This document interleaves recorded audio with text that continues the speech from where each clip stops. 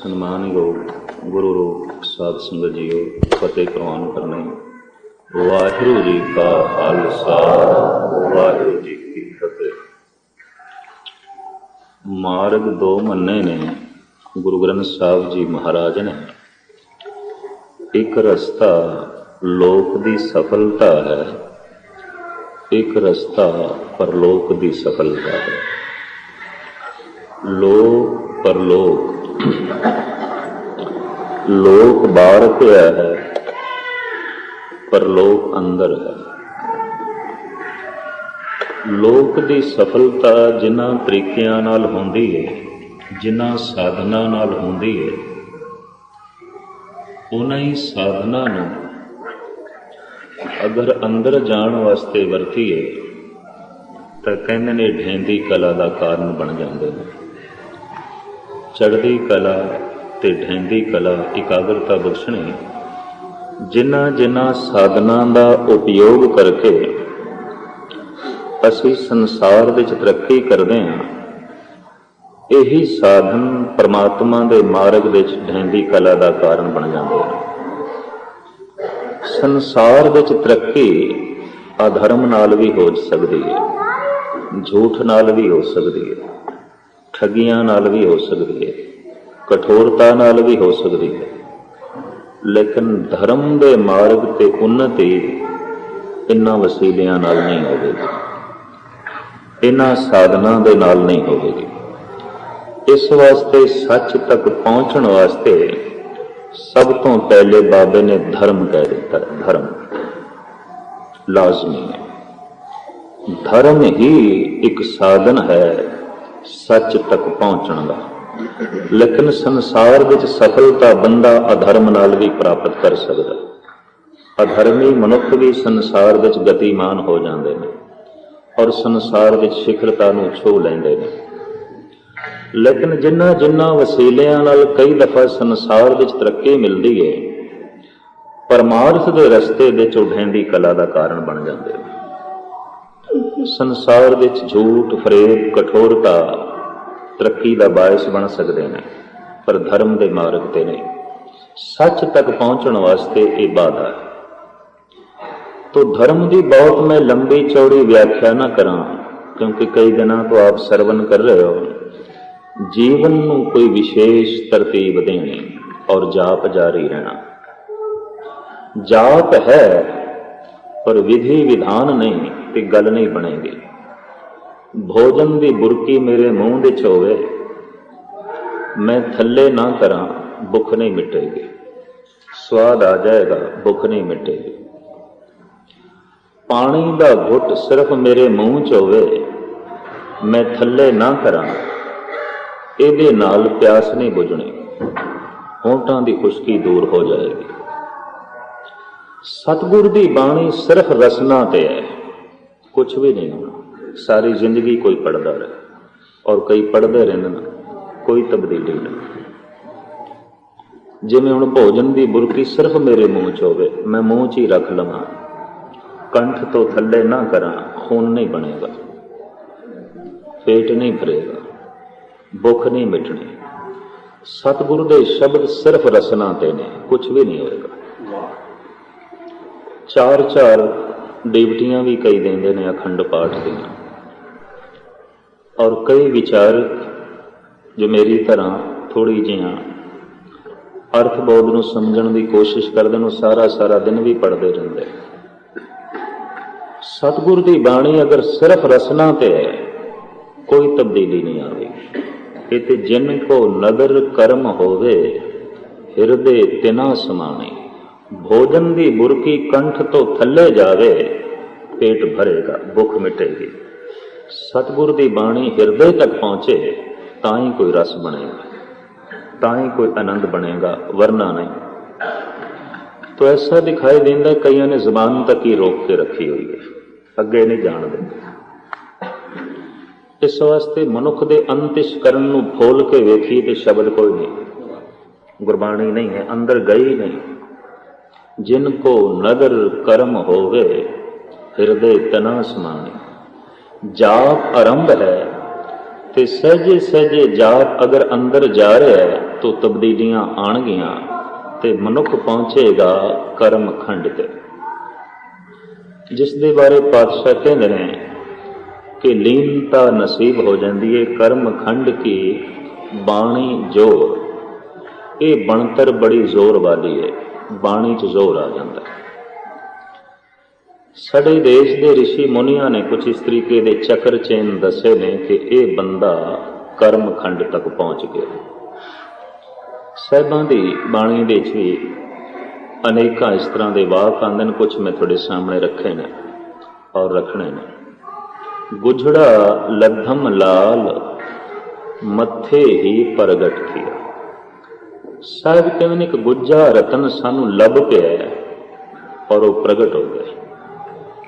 ਗੁਜੜਾ ਲੱਧਮ ਲਾਲ ਇਹ ਠੇਠ ਲਹਿੰਦੀ ਪੰਜਾਬੀ ਹੈ।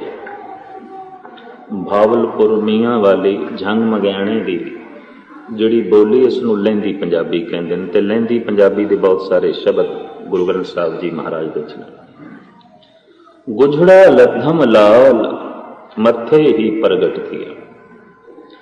ਇੱਕ ਰਤਨ ਇੱਕ ਲਾਲ ਲੱਭਿਆ ਔਰ ਮਸਤਕ ਤੇ ਪ੍ਰਗਟ ਹੋਇਆ, ਮੱਥੇ ਤੇ ਉਹਦੀ ਝਲਕ ਪਈ ਹੈ। ਇਸ ਮਸਤਕ ਦੇ ਆਲੇ ਦੁਆਲੇ ਇੱਕ ਆਭਾ ਮੰਡਲ ਬਣ ਜਾਂਦਾ, ਜਿਹਨੂੰ ਪ੍ਰਭਾ ਮੰਡਲ ਵੀ ਕਹਿੰਦੇ ਨੇ। ਕਈ ਦਫਾ ਤੁਸੀਂ ਮਹਾਂਪੁਰਸ਼ਾਂ ਦੀ ਤਸਵੀਰਾਂ ਦੇਖੀਆਂ ਹੋਣਗੀਆਂ, ਮਸਤਕ ਦੇ ਕੋਲੋਂ ਇੱਕ ਰੋਸ਼ਨੀ ਦਿਖਾਉਂਦੇ ਨੇ।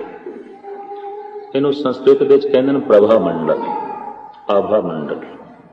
ਜਿਸ ਵਕਤ ਦਸਮ ਦੁਆਰ ਖੁੱਲ੍ਹ ਜਾਂਦਾ ਹੈ ਔਰ ਮਨੁੱਖ ਕਰਮ ਖੰਡ ਵਿੱਚ ਪਹੁੰਚ ਜਾਂਦਾ ਹੈ, ਉਸ ਦੇ ਮਸਤਕ ਵਿੱਚੋਂ ਇਹ ਪ੍ਰਭਾ ਮੰਡਲ ਪ੍ਰਗਟ ਹੁੰਦਾ, ਜਿਸ ਦਾ ਜ਼ਿਕਰ ਸਾਹਿਬ ਕਰਦੇ ਪਏ ਨੇ ਕਿ ਗੁਜੜਾ ਲੱਧਮ ਲਾਲ ਮੱਥੇ ਹੀ ਪ੍ਰਗਟ ਥਿਆ।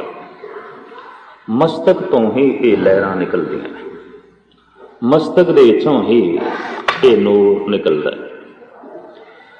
ਭਿਰਗੂ ਨੇ ਇਸ ਦੀ ਪਹਿਚਾਣ ਕੁਝ ਹੋਰ ਕਰਾਈ ਹੈ। ਭਿਰਗੂ ਕਹਿੰਦਾ ਹੈ ਕਿ ਜਿਹੜਾ ਕਰਮਖੰਡ ਤੱਕ ਪਹੁੰਚ ਜਾਂਦਾ ਉਹਦੇ ਹੱਥ ਦੇ ਵਿੱਚ ਜਾਂ ਪੈਰਾਂ ਦੇ ਵਿੱਚ ਪਦਮ ਬਣਦਾ। ਪਦਮ ਕਹਿੰਦੇ ਨੇ ਕਮਲ ਦੇ ਫੁੱਲ ਨੂੰ, ਵੀ ਉਸ ਮਹਾਂਪੁਰਸ਼ ਦੇ ਹੱਥ ਦੇ ਵਿੱਚ ਜਾਂ ਪੈਰਾਂ ਦੇ ਵਿੱਚ ਪਦਮ ਜ਼ਰੂਰ ਬਣੇਗਾ। ਹੋਰ ਬੇਸ਼ਤਰ ਰਿਸ਼ੀ ਮੁਨੀਆਂ ਦੀਆਂ ਲਿਖਤ ਪੁਸਤਕਾਂ ਤੇ ਧਰਮ ਗ੍ਰੰਥ ਵਾਚਣ ਦਾ ਮੌਕਾ ਮਿਲਿਆ। ਉਹਨਾਂ ਨੇ ਆਪਣੇ ਆਪਣੇ ਢੰਗ ਨਾਲ ਲਿਖਿਆ ਵੀ ਕੁਛ ਨਾ ਕੁਛ ਚੱਕਰ ਚੇਨ ਜ਼ਰੂਰ ਪ੍ਰਗਟ ਹੁੰਦੇ ਨੇ। ਗੁਰੂ ਅਮਰਦਾਸ ਜੀ ਮਹਾਰਾਜ ਦੇ ਹਰਿਦੁਆਰ ਵਿੱਚ ਇੱਕ ਬ੍ਰਾਹਮਣ ਨੇ ਦਰਸ਼ਨ ਕੀਤੇ, ਪੈਰਾਂ 'ਚ ਪਦਮ ਸੀ ਤੇ ਉਹ ਮੱਥਾ ਟੇਕਣ ਲੱਗ ਪਿਆ। ਸਾਹਿਬ ਕਹਿਣ ਲੱਗੇ, ਪੁਰਖਾ ਤੂੰ ਬ੍ਰਾਹਮਣ ਤੇ ਬ੍ਰਾਹਮਣ ਹੋ ਕੇ ਤੂੰ ਪੂਜ ਹੋ ਕੇ ਕਿਉਂ ਮੈਨੂੰ ਮੱਥਾ ਟੇਕਦਾ? ਬ੍ਰਾਹਮਣ ਕਹਿਣ ਲੱਗਾ, ਮਹਾਰਾਜ ਤੁਹਾਡੇ ਚਰਨਾਂ ਵਿੱਚ ਪਦਮ ਹੈ। ਇਤਿਹਾਸ ਕਹਿੰਦਾ ਬਈ ਤੁਹਾਡੇ ਚਰਨਾਂ ਵਿੱਚ ਪਦਮ ਹੈ, ਤੇ ਇਹ ਜਿਹੜਾ ਪਦਮ ਹੈ ਇਹ ਕਿਸੇ ਬ੍ਰਹਮ ਗਿਆਨੀ ਦੇ ਚਰਨਾਂ 'ਚ ਹੁੰਦਾ, ਕਿਸੇ ਕਰਮ ਖੰਡ ਤੱਕ ਪਹੁੰਚੇ ਹੋਏ ਮਹਾਂਪੁਰਸ਼ ਦੇ ਕਦਮਾਂ 'ਚ ਹੁੰਦਾ। ਇਤਿਹਾਸ ਕਹਿੰਦਾ ਹੈ ਕਿ ਪਦਮ ਸ੍ਰੀ ਕ੍ਰਿਸ਼ਨ ਦੇ ਚਰਨਾਂ 'ਚ ਵੀ ਸੀ। ਭਾਈ ਗੁਰਦਾਸ ਜੀ ਨੇ ਉਸ ਦਾ ਜ਼ਿਕਰ ਵੀ ਕੀਤਾ। ਭਾਈ ਸਾਹਿਬ ਕਹਿੰਦੇ ਨੇ, ਚਰਨ ਕਮਲ ਵਿੱਚ ਪਦਮ ਹੈ, ਝਿਲਮਿਲ ਝਮਕੇ ਵਾਂਗੂ ਤਾਰੇ। ਜਾਏ ਸੁਤਾ ਪ੍ਰਭਾਸ ਵਿੱਚ ਗੋਡੇ ਉੱਪਰ ਪੈਰ ਪਸਾਰੇ। ਚਰਨ ਕਮਲ ਵਿੱਚ ਪਦਮ ਹੈ, ਝਿਲਮਿਲ ਝਮਕੇ ਵਾਂਗੂ ਤਾਰੇ। ਕਰਮਖੰਡ ਦੀ ਗੱਲ ਮੈਂ ਤੁਹਾਡੇ ਸਾਹਮਣੇ ਰੱਖ ਰਿਹਾ ਵੀ ਕੁਛ ਨਾ ਕੁਛ ਚੱਕਰ ਚੈਨ ਪ੍ਰਗਟ ਹੁੰਦੇ ਨੇ। ਪ੍ਰਭਾਸ ਇੱਕ ਤੀਰਥ ਹੈ ਜਮਨਾ ਦੇ ਕੰਢੇ ਤੇ। ਇੱਥੇ ਆ ਕੇ ਸ਼੍ਰੀ ਕ੍ਰਿਸ਼ਨ ਲੇਟ ਗਏ, ਚਰਨਾਂ ਵਿੱਚ ਪਦਮ ਸੀ। ਇੱਕ ਸ਼ਿਕਾਰੀ ਜੋ ਹਿਰਨ ਦੀ ਤਲਾਸ਼ ਵਿੱਚ ਸੀ, ਉਹਨੂੰ ਸੰਧਿਆ ਦੇ ਵਕਤ ਇਹ ਪਦਮ ਇੰਜ ਦਿਖਾਈ ਦਿੱਤਾ ਜਿਵੇਂ ਹਿਰਨ ਦੀ ਅੱਖ ਹੁੰਦੀ ਹੈ। ਉਹਨੇ ਖਿੱਚ ਕੇ ਬਾਣ ਮਾਰਿਆ, ਇਹ ਸ਼੍ਰੀ ਕ੍ਰਿਸ਼ਨ ਨੂੰ ਲੱਗੇ। ਲੰਬੀ ਚੌੜੀ ਕਥਾ ਨਾ ਬਿਆਨ ਕਰਾਂ, ਪਦਮ ਸ਼੍ਰੀ ਕ੍ਰਿਸ਼ਨ ਦੇ ਚਰਨਾਂ 'ਚ ਸੀ। ਸਾਡੇ ਦੇਸ਼ ਦੇ ਅਨੇਕਾਂ ਰਿਸ਼ੀ ਮੁਨੀਆਂ ਦੇ ਹੱਥਾਂ 'ਚ ਜਾਂ ਪੈਰਾਂ 'ਚ ਪਦਮ ਸੀ। ਪਦਮ ਦੇ ਦਰਸ਼ਨ ਬ੍ਰਾਹਮਣ ਨੂੰ ਹਰਿਦੁਆਰ ਦੇ ਵਿੱਚ ਸਾਹਿਬ ਗੁਰੂ ਅਮਰਦਾਸ ਜੀ ਦੇ ਚਰਨਾਂ ਤੋਂ ਹੋਏ ਔਰ ਬਾਰ-ਬਾਰ ਮੱਥਾ ਟੇਕਦਾ। ਸਾਹਿਬ ਕਹਿੰਦੇ ਨੇ ਉਸ ਬ੍ਰਾਹਮਣ ਨੂੰ, ਮੈਂ ਕੋਈ ਪੰਡਿਤ ਨਹੀਂ ਹਾਂ, ਬ੍ਰਹਮ ਗਿਆਨੀ ਨਹੀਂ ਹਾਂ, ਮੈਂ ਕੋਈ ਗੁਰੂ ਤੇ ਰਹਿਬਰੀ ਪੁਰਸ਼ ਨਹੀਂ ਹਾਂ, ਤੂੰ ਐਵੇਂ ਭੁੱਲਦਾ, ਤੇਰੀ ਵਿਦਿਆ ਝੂਠੀ ਹੈ। ਬ੍ਰਾਹਮਣ ਕਹਿਣ ਲੱਗਾ, ਨਹੀਂ ਮਹਾਰਾਜ, ਇਹ ਭਿਰਗੂ ਪੰਡਿਤ ਦੀ ਵਿਦਿਆ ਝੂਠੀ ਨਹੀਂ ਹੋ ਸਕਦੀ। ਭਿਰਗੂ ਹਿੰਦੁਸਤਾਨ ਵਿੱਚ ਇੱਕ ਐਸਾ ਰਿਸ਼ੀ ਹੋਇਆ ਜਿਸ ਨੇ ਸਭ ਤੋਂ ਪਹਿਲੇ ਜੋਤਿਸ਼ ਵਿਦਿਆ ਨੂੰ ਜਨਮ ਦਿੱਤਾ। ਕਹਿੰਦੇ ਨੇ ਇਸ ਤੋਂ ਪਹਿਲੇ ਸੰਸਾਰ ਵਿੱਚ ਕਿਧਰੇ ਵੀ ਜੋਤਿਸ਼ ਵਿਦਿਆ ਨਹੀਂ ਸੀ। ਜੋਤਿਸ਼ ਵਿਦਿਆ ਦਾ ਜਨਮਦਾਤਾ ਭਿਰਗੂ ਹੈ ਔਰ ਉਸਨੇ ਗ੍ਰਹਿ ਨਛੱਤਰਾਂ ਦਾ ਅਧਿਐਨ ਕੀਤਾ ਸੀ। ਗ੍ਰਹਿ ਨਛੱਤਰ ਮਨੁੱਖ ਦੇ ਉੱਤੇ ਕਿਸ ਤਰੀਕੇ ਨਾਲ ਪ੍ਰਭਾਵ ਪਾਉਂਦੇ ਨੇ ਤੇ ਮਨੁੱਖ ਦੇ ਮਾਨਸਿਕ ਮੰਡਲ ਦੇ ਵਿੱਚ ਜਿਉਂ ਤਬਦੀਲੀ ਆਉਂਦੀ ਹੈ ਤੇ ਉਹਦੇ ਸਰੀਰ ਦੇ ਵਿੱਚ ਵੀ ਕੁਝ ਪਲਟੇ ਆਉਂਦੇ। ਇਸ ਸੰਬੰਧ ਵਿੱਚ ਭਿਰਗੂ ਨੇ ਬਹੁਤ ਲੰਬਾ ਚੌੜਾ ਅਧਿਐਨ ਕੀਤਾ ਸੀ ਔਰ ਫਿਰ ਭਿਰਗੂ ਸੰਗਿਆ ਨਾਮ ਦਾ ਉਸਨੇ ਗ੍ਰੰਥ ਵੀ ਲਿਖਿਆ, ਜਿਹੜਾ ਕਿ ਕਰੀਬਨ ਮੌਜੂਦ ਹੈ। ਔਰ ਉਹ ਗ੍ਰੰਥ ਜੋਤਿਸ਼ ਦਾ ਹੀ ਗ੍ਰੰਥ ਹੈ, ਗ੍ਰਹਿ ਨਛੱਤਰਾਂ ਦਾ ਗ੍ਰੰਥ ਹੈ।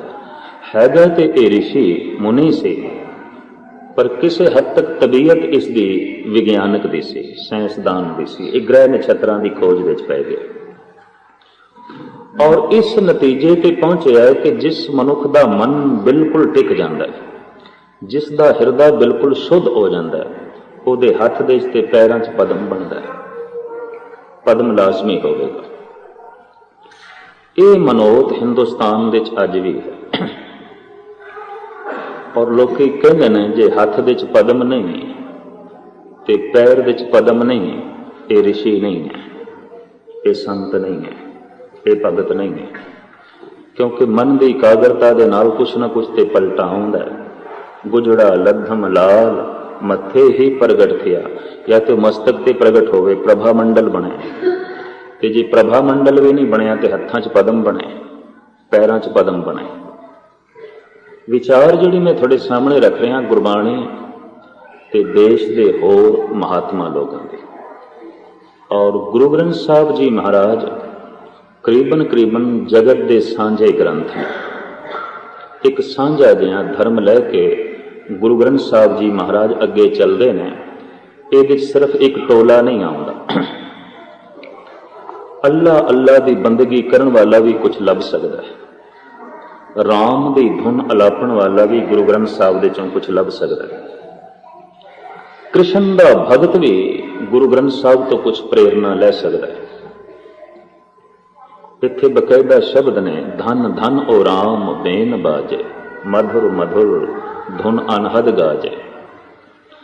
ਸੰਸਾਰ ਵਿੱਚ ਅਕਸਰ ਝਗੜਾ ਮਜ਼ਹਬ ਦੇ ਨਾਂ ਤੇ ਹੁੰਦਾ ਸੀ ਔਰ ਹੁਣ ਵੀ ਹੈ। ਇਸ ਵਾਸਤੇ ਕਈਆਂ ਨੇ ਐਸਾ ਸੋਚਿਆ ਕਿ ਮਜ਼ਹਬ ਨੂੰ ਜ਼ਿੰਦਗੀ ਦੇ ਚੋਂ ਕੱਢ ਦਿਓ। ਧਰਮ ਦੇ ਨਾਂ ਦੇ ਉੱਤੇ ਬੜੇ ਖੂਨ ਖਰਾਬੇ ਹੁੰਦੇ ਨੇ। ਯਹੂਦੀ ਲੜਦੇ ਰਹੇ ਈਸਾਈਆਂ ਨਾਲ, ਫਿਰ ਮੁਸਲਮਾਨਾਂ ਨਾਲ, ਤੇ ਹੁਣ ਵੀ ਯਹੂਦੀਆਂ ਤੇ ਮੁਸਲਮਾਨਾਂ ਦੀ ਕੋਈ ਬਣਦੀ ਤੇ ਨਹੀਂ, ਇੱਕ ਦੂਜੇ ਦੇ ਖੂਨ ਦੇ ਪਿਆਸੇ ਬੈਠੇ ਨੇ। ਹਿੰਦੂ ਮੁਸਲਿਮ ਫਸਾਦ ਅਕਸਰ ਸਦੀਆਂ ਤੋਂ ਸਾਡੇ ਦੇਸ਼ ਦੇ ਵਿੱਚ ਹੁੰਦਾ ਰਿਹਾ। ਬੋਧੀ ਸਨਾਤਨੀ ਲੜਦੇ ਰਹੇ, ਜੈਨੀ ਬੋਧੀ ਲੜਦੇ ਰਹੇ। ਮਜ਼ਹਬ ਦੇ ਨਾਂ ਦੇ ਉੱਤੇ ਇਤਨਾ ਖੂਨ ਖਰਾਬਾ ਹੋਇਆ ਹੈ ਕਿ ਕੁਝ ਸਿਆਣੇ ਮਨੁੱਖਾਂ ਨੇ ਫੈਸਲਾ ਹੀ ਕਰ ਦਿੱਤਾ ਮਨੁੱਖ ਦੀ ਜ਼ਿੰਦਗੀ ਦੇ ਚੋਂ ਮਜ਼ਹਬ ਕੱਢ ਦੇ। ਇੱਕ ਵਾਹਿਦ ਰਹਿਬਰ ਹਿੰਦੁਸਤਾਨ ਵਿੱਚ ਪ੍ਰਗਟ ਹੋਇਆ, ਸਾਹਿਬ ਗੁਰੂ ਨਾਨਕ ਦੇਵ ਜੀ। ਕਹਿਣ ਲੱਗੇ ਮਜ਼ਹਬ ਨੂੰ, ਧਰਮ ਨੂੰ ਕੱਢਣ ਦੀ ਲੋੜ ਨਹੀਂ। ਧਰਮ ਦੀ ਰੂਪ ਰੇਖਾ ਹੀ ਐਸੀ ਬਣਾ ਦਿਓ ਕਿ ਸਾਰਿਆਂ ਨੂੰ ਕਾਬਲੇ ਕਬੂਲ ਹੋਵੇ, ਸਾਰਿਆਂ ਨੂੰ ਪ੍ਰਵਾਨ ਹੋਵੇ। ਤੋ ਮੰਦਰ ਦੇ ਗੁੰਬਦ ਮਸਜਿਦ ਨਾਲ ਟਕਰਾਉਂਦੇ ਸਨ, ਸੁਨਨਤ ਕਿਸੇ ਹੱਦ ਤੱਕ ਜਨੇਊ ਨਾਲ ਟਕਰਾਂਦੀ ਸੀ, ਕੁਰਾਨ ਤੇ ਕੁਰਾਨ ਦਾ ਬੜਾ ਭਾਰੀ ਟਕਰਾਓ ਸੀ, ਰੋਜ਼ੇ ਤੇ ਵਰਤ ਆਪਸ ਦੇ ਟਕਰਾਉਂਦੇ ਸਨ। ਅੱਜ ਐਸਾ ਇੱਕ ਮਹਾਂਪੁਰਸ਼ ਆਇਆ ਜਿਸ ਨੇ ਮੰਦਰ ਦੇ ਗੁੰਬਦ ਤੇ ਮਸਜਿਦ ਦੇ ਗੁੰਬਦ ਇੱਕ ਕਰ ਦਿੱਤੇ, ਰੋਜ਼ਾ ਤੇ ਵਰਤ ਜੋੜ ਦਿੱਤੇ, ਕੁਰਾਨ ਤੇ ਕੁਰਾਨ ਦੀ ਬੜੀ ਨੇੜਤਾ ਕੀਤੀ, ਸੁਨਨਤ ਤੇ ਜਨੇਊ ਨੂੰ ਆਪ ਬਹੁਤ ਨੇੜੇ ਲਿਆ, ਵਿਤਕਰੇ ਮਿਟਾਉਣ ਦੀ ਕੋਸ਼ਿਸ਼ ਕੀਤੀ। ਅਜ਼ਾਨ ਸਿਰਫ ਮਸਜਿਦ ਵਿੱਚ ਗੂੰਜਦੀ ਸੀ ਔਰ ਮੁਰਲੀ ਦੀ ਤਾਨ ਸਿਰਫ ਮੰਦਰਾਂ ਵਿੱਚ ਗੂੰਜਦੀ ਸੀ, ਔਰ ਅਜ਼ਾਨ ਤੇ ਮੁਰਲੀ ਦੀ ਤਾਨ ਕਰਕੇ ਅਕਸਰ ਝਗੜਾ ਹੋ ਜਾਂਦਾ ਸੀ। ਕਹਿੰਦੇ ਸਨ ਇਹ ਜਿਹੜੀ ਤਾਨ ਹੈ ਸੰਗੀਤ ਦੀ, ਇਹ ਮਸਜਿਦ ਦੇ ਸਾਹਮਣੇ ਨਹੀਂ ਗੂੰਜ ਸਕਦੀ। ਔਰ ਸਾਫ਼ ਪੁਜਾਰੀ ਕਹਿ ਦਿੰਦਾ ਸੀ ਇਹ ਜਿਹੜੀ ਅਜ਼ਾਨ ਹੈ ਇਹ ਮੰਦਰ ਦੇ ਗੁੰਬਦਾਂ ਦੇ ਨਾਲ ਨਹੀਂ ਟਕਰਾਣੀ ਚਾਹੀਦੀ, ਅਪਵਿੱਤਰ ਹੈ। ਤਾਂ ਕਿਸੇ ਐਸੇ ਧਰਮ ਦੀ ਲੋੜ ਪੈ ਗਈ ਸੀ ਜਿੱਥੇ ਅਜ਼ਾਨ ਵੀ ਹੋਵੇ ਤੇ ਮੁਰਲੀ ਦੀ ਤਾਨ ਵੀ ਹੋਵੇ, ਔਰ ਇਹ ਦੋਵੇਂ ਗੁਰੂ ਗ੍ਰੰਥ ਸਾਹਿਬ ਜੀ ਮਹਾਰਾਜ ਦੇ ਵਿੱਚ ਮੌਜੂਦ ਨੇ। ਮੁਰਲੀ ਦੀ ਤਾਨ ਬਕਾਇਦਾ ਮੌਜੂਦ ਹੈ। ਧਨ ਧਨ ਓ ਰਾਮ ਬੇਨ ਬਾਜੇ। ਮੁਤਸਬੀ ਬੰਦੇ, ਤੰਗ ਦਿਲ ਬੰਦੇ ਨਾ ਗੁਰੂ ਗ੍ਰੰਥ ਸਾਹਿਬ ਨੂੰ ਸਮਝ ਸਕਣਗੇ ਤੇ ਨਾ ਹੀ ਖਿਮਾ ਕਰਨੇ ਉਹ ਸਿੱਖੀ ਦਾ ਰਸ ਮਾਣ ਸਕਣਗੇ। ਇਸ ਵਾਸਤੇ ਜਿਸ ਢੰਗ ਦੀ ਸਿੱਖੀ ਦੀ ਰੂਪ ਰੇਖਾ ਬਣਾਈ ਜਾ ਰਹੀ ਹੈ ਔਰ ਬੜੀ ਤੰਗ ਕੀਤੀ ਜਾ ਰਹੀ ਹੈ, ਉਹਨਾਂ ਨੂੰ ਗੁਰੂ ਗ੍ਰੰਥ ਸਾਹਿਬ ਜੀ ਮਹਾਰਾਜ ਦੇ ਸਾਰ ਦਾ ਪਤਾ ਹੀ ਨਹੀਂ ਹੈ। ਇੱਥੇ ਮੁਰਲੀ ਦੀ ਤਾਨ ਤੇ ਮਸਜਿਦ ਦੀ ਅਜ਼ਾਨ ਇਕੱਠੀ ਪਈ ਗੂੰਜਦੀ ਹੈ। ਇੱਥੇ ਰੋਜ਼ੇ ਤੇ ਵਰਤ ਦੇ ਵਿਤਕਰੇ ਮਿਟਾਉਣ ਦੀ ਕੋਸ਼ਿਸ਼ ਕੀਤੀ ਗਈ। ਇੱਥੇ ਕੁਰਾਨ ਤੇ ਪੁਰਾਣ ਨੂੰ ਇੱਕ ਕਰਨ ਦੀ ਕੋਸ਼ਿਸ਼ ਕੀਤੀ ਗਈ। ਸਾਹਿਬ ਗੁਰੂ ਗੋਬਿੰਦ ਸਿੰਘ ਜੀ ਮਹਾਰਾਜ ਦਾ ਫਰਮਾਨ ਹੈ, ਕਹੂੰ ਜਛ ਗੰਧਰਵ ਉਰਗ ਕਹੂੰ ਵਿਦਿਆਧਰ, ਕਹੂੰ ਭੈ ਕਿਨਰ ਪਿਸਾਚ ਕਹੂੰ ਪ੍ਰੇਤ ਹੋ, ਕਾਹੂ ਹੋਏ ਕੇ ਹਿੰਦੂ ਆ ਗਾਇਤਰੀ ਕੋ ਗੁਪਤ ਜਪਿਓ, ਕਾਹੂ ਹੋਏ ਕੇ ਤੁਰਕਾ ਪੁਕਾਰੇ ਬਾਂਗ ਦੇਤ। ਸਾਹਿਬ ਕਹਿੰਦੇ ਮੈਂ ਦੇਖਦਾ ਕਿਧਰੇ ਤੂੰ ਕੁਰਾਨ ਦੀਆਂ ਅਜ਼ਾਨ ਤੇ ਆਇਤਾਂ ਗੁੰਜਾਰ ਪਾਉਂਦਾ ਪਿਆ ਚੜ ਕੇ ਮਸਜਿਦ ਦੇ ਮੁਨਾਰੇ ਤੇ ਕਿਧਰੇ ਪੁਰਾਣ ਤੇ ਗਾਇਤਰੀ ਦੇ ਜਾਪ ਤੂੰ ਕਰਦਾ ਪਿਆ ਗੁਪਤ ਹੋ ਕੇ। ਕਾਹੂ ਹੋਏ ਕੇ ਹਿੰਦੂ ਆ गायत्री को गुप्त जप्यो, काहू होय के तुरका पुकारे बांग देत हो, कहूँ को बकाव होय कुरान को पढ़त मत, कतहूँ कुरान को निदान जान लेत हो। कलगीधर पातशाह कहते किधरे तू कुरान दा हाफिज है ते किधरे तू पुराणा दा ज्ञाता है। मैं कुर्बान जाना किधरे तू कुरान दा इलम लई बैठा है, किधरे तू कुरान दा इलम लई बैठा है। गुरु गोबिंद सिंह जी महाराज दे वाक।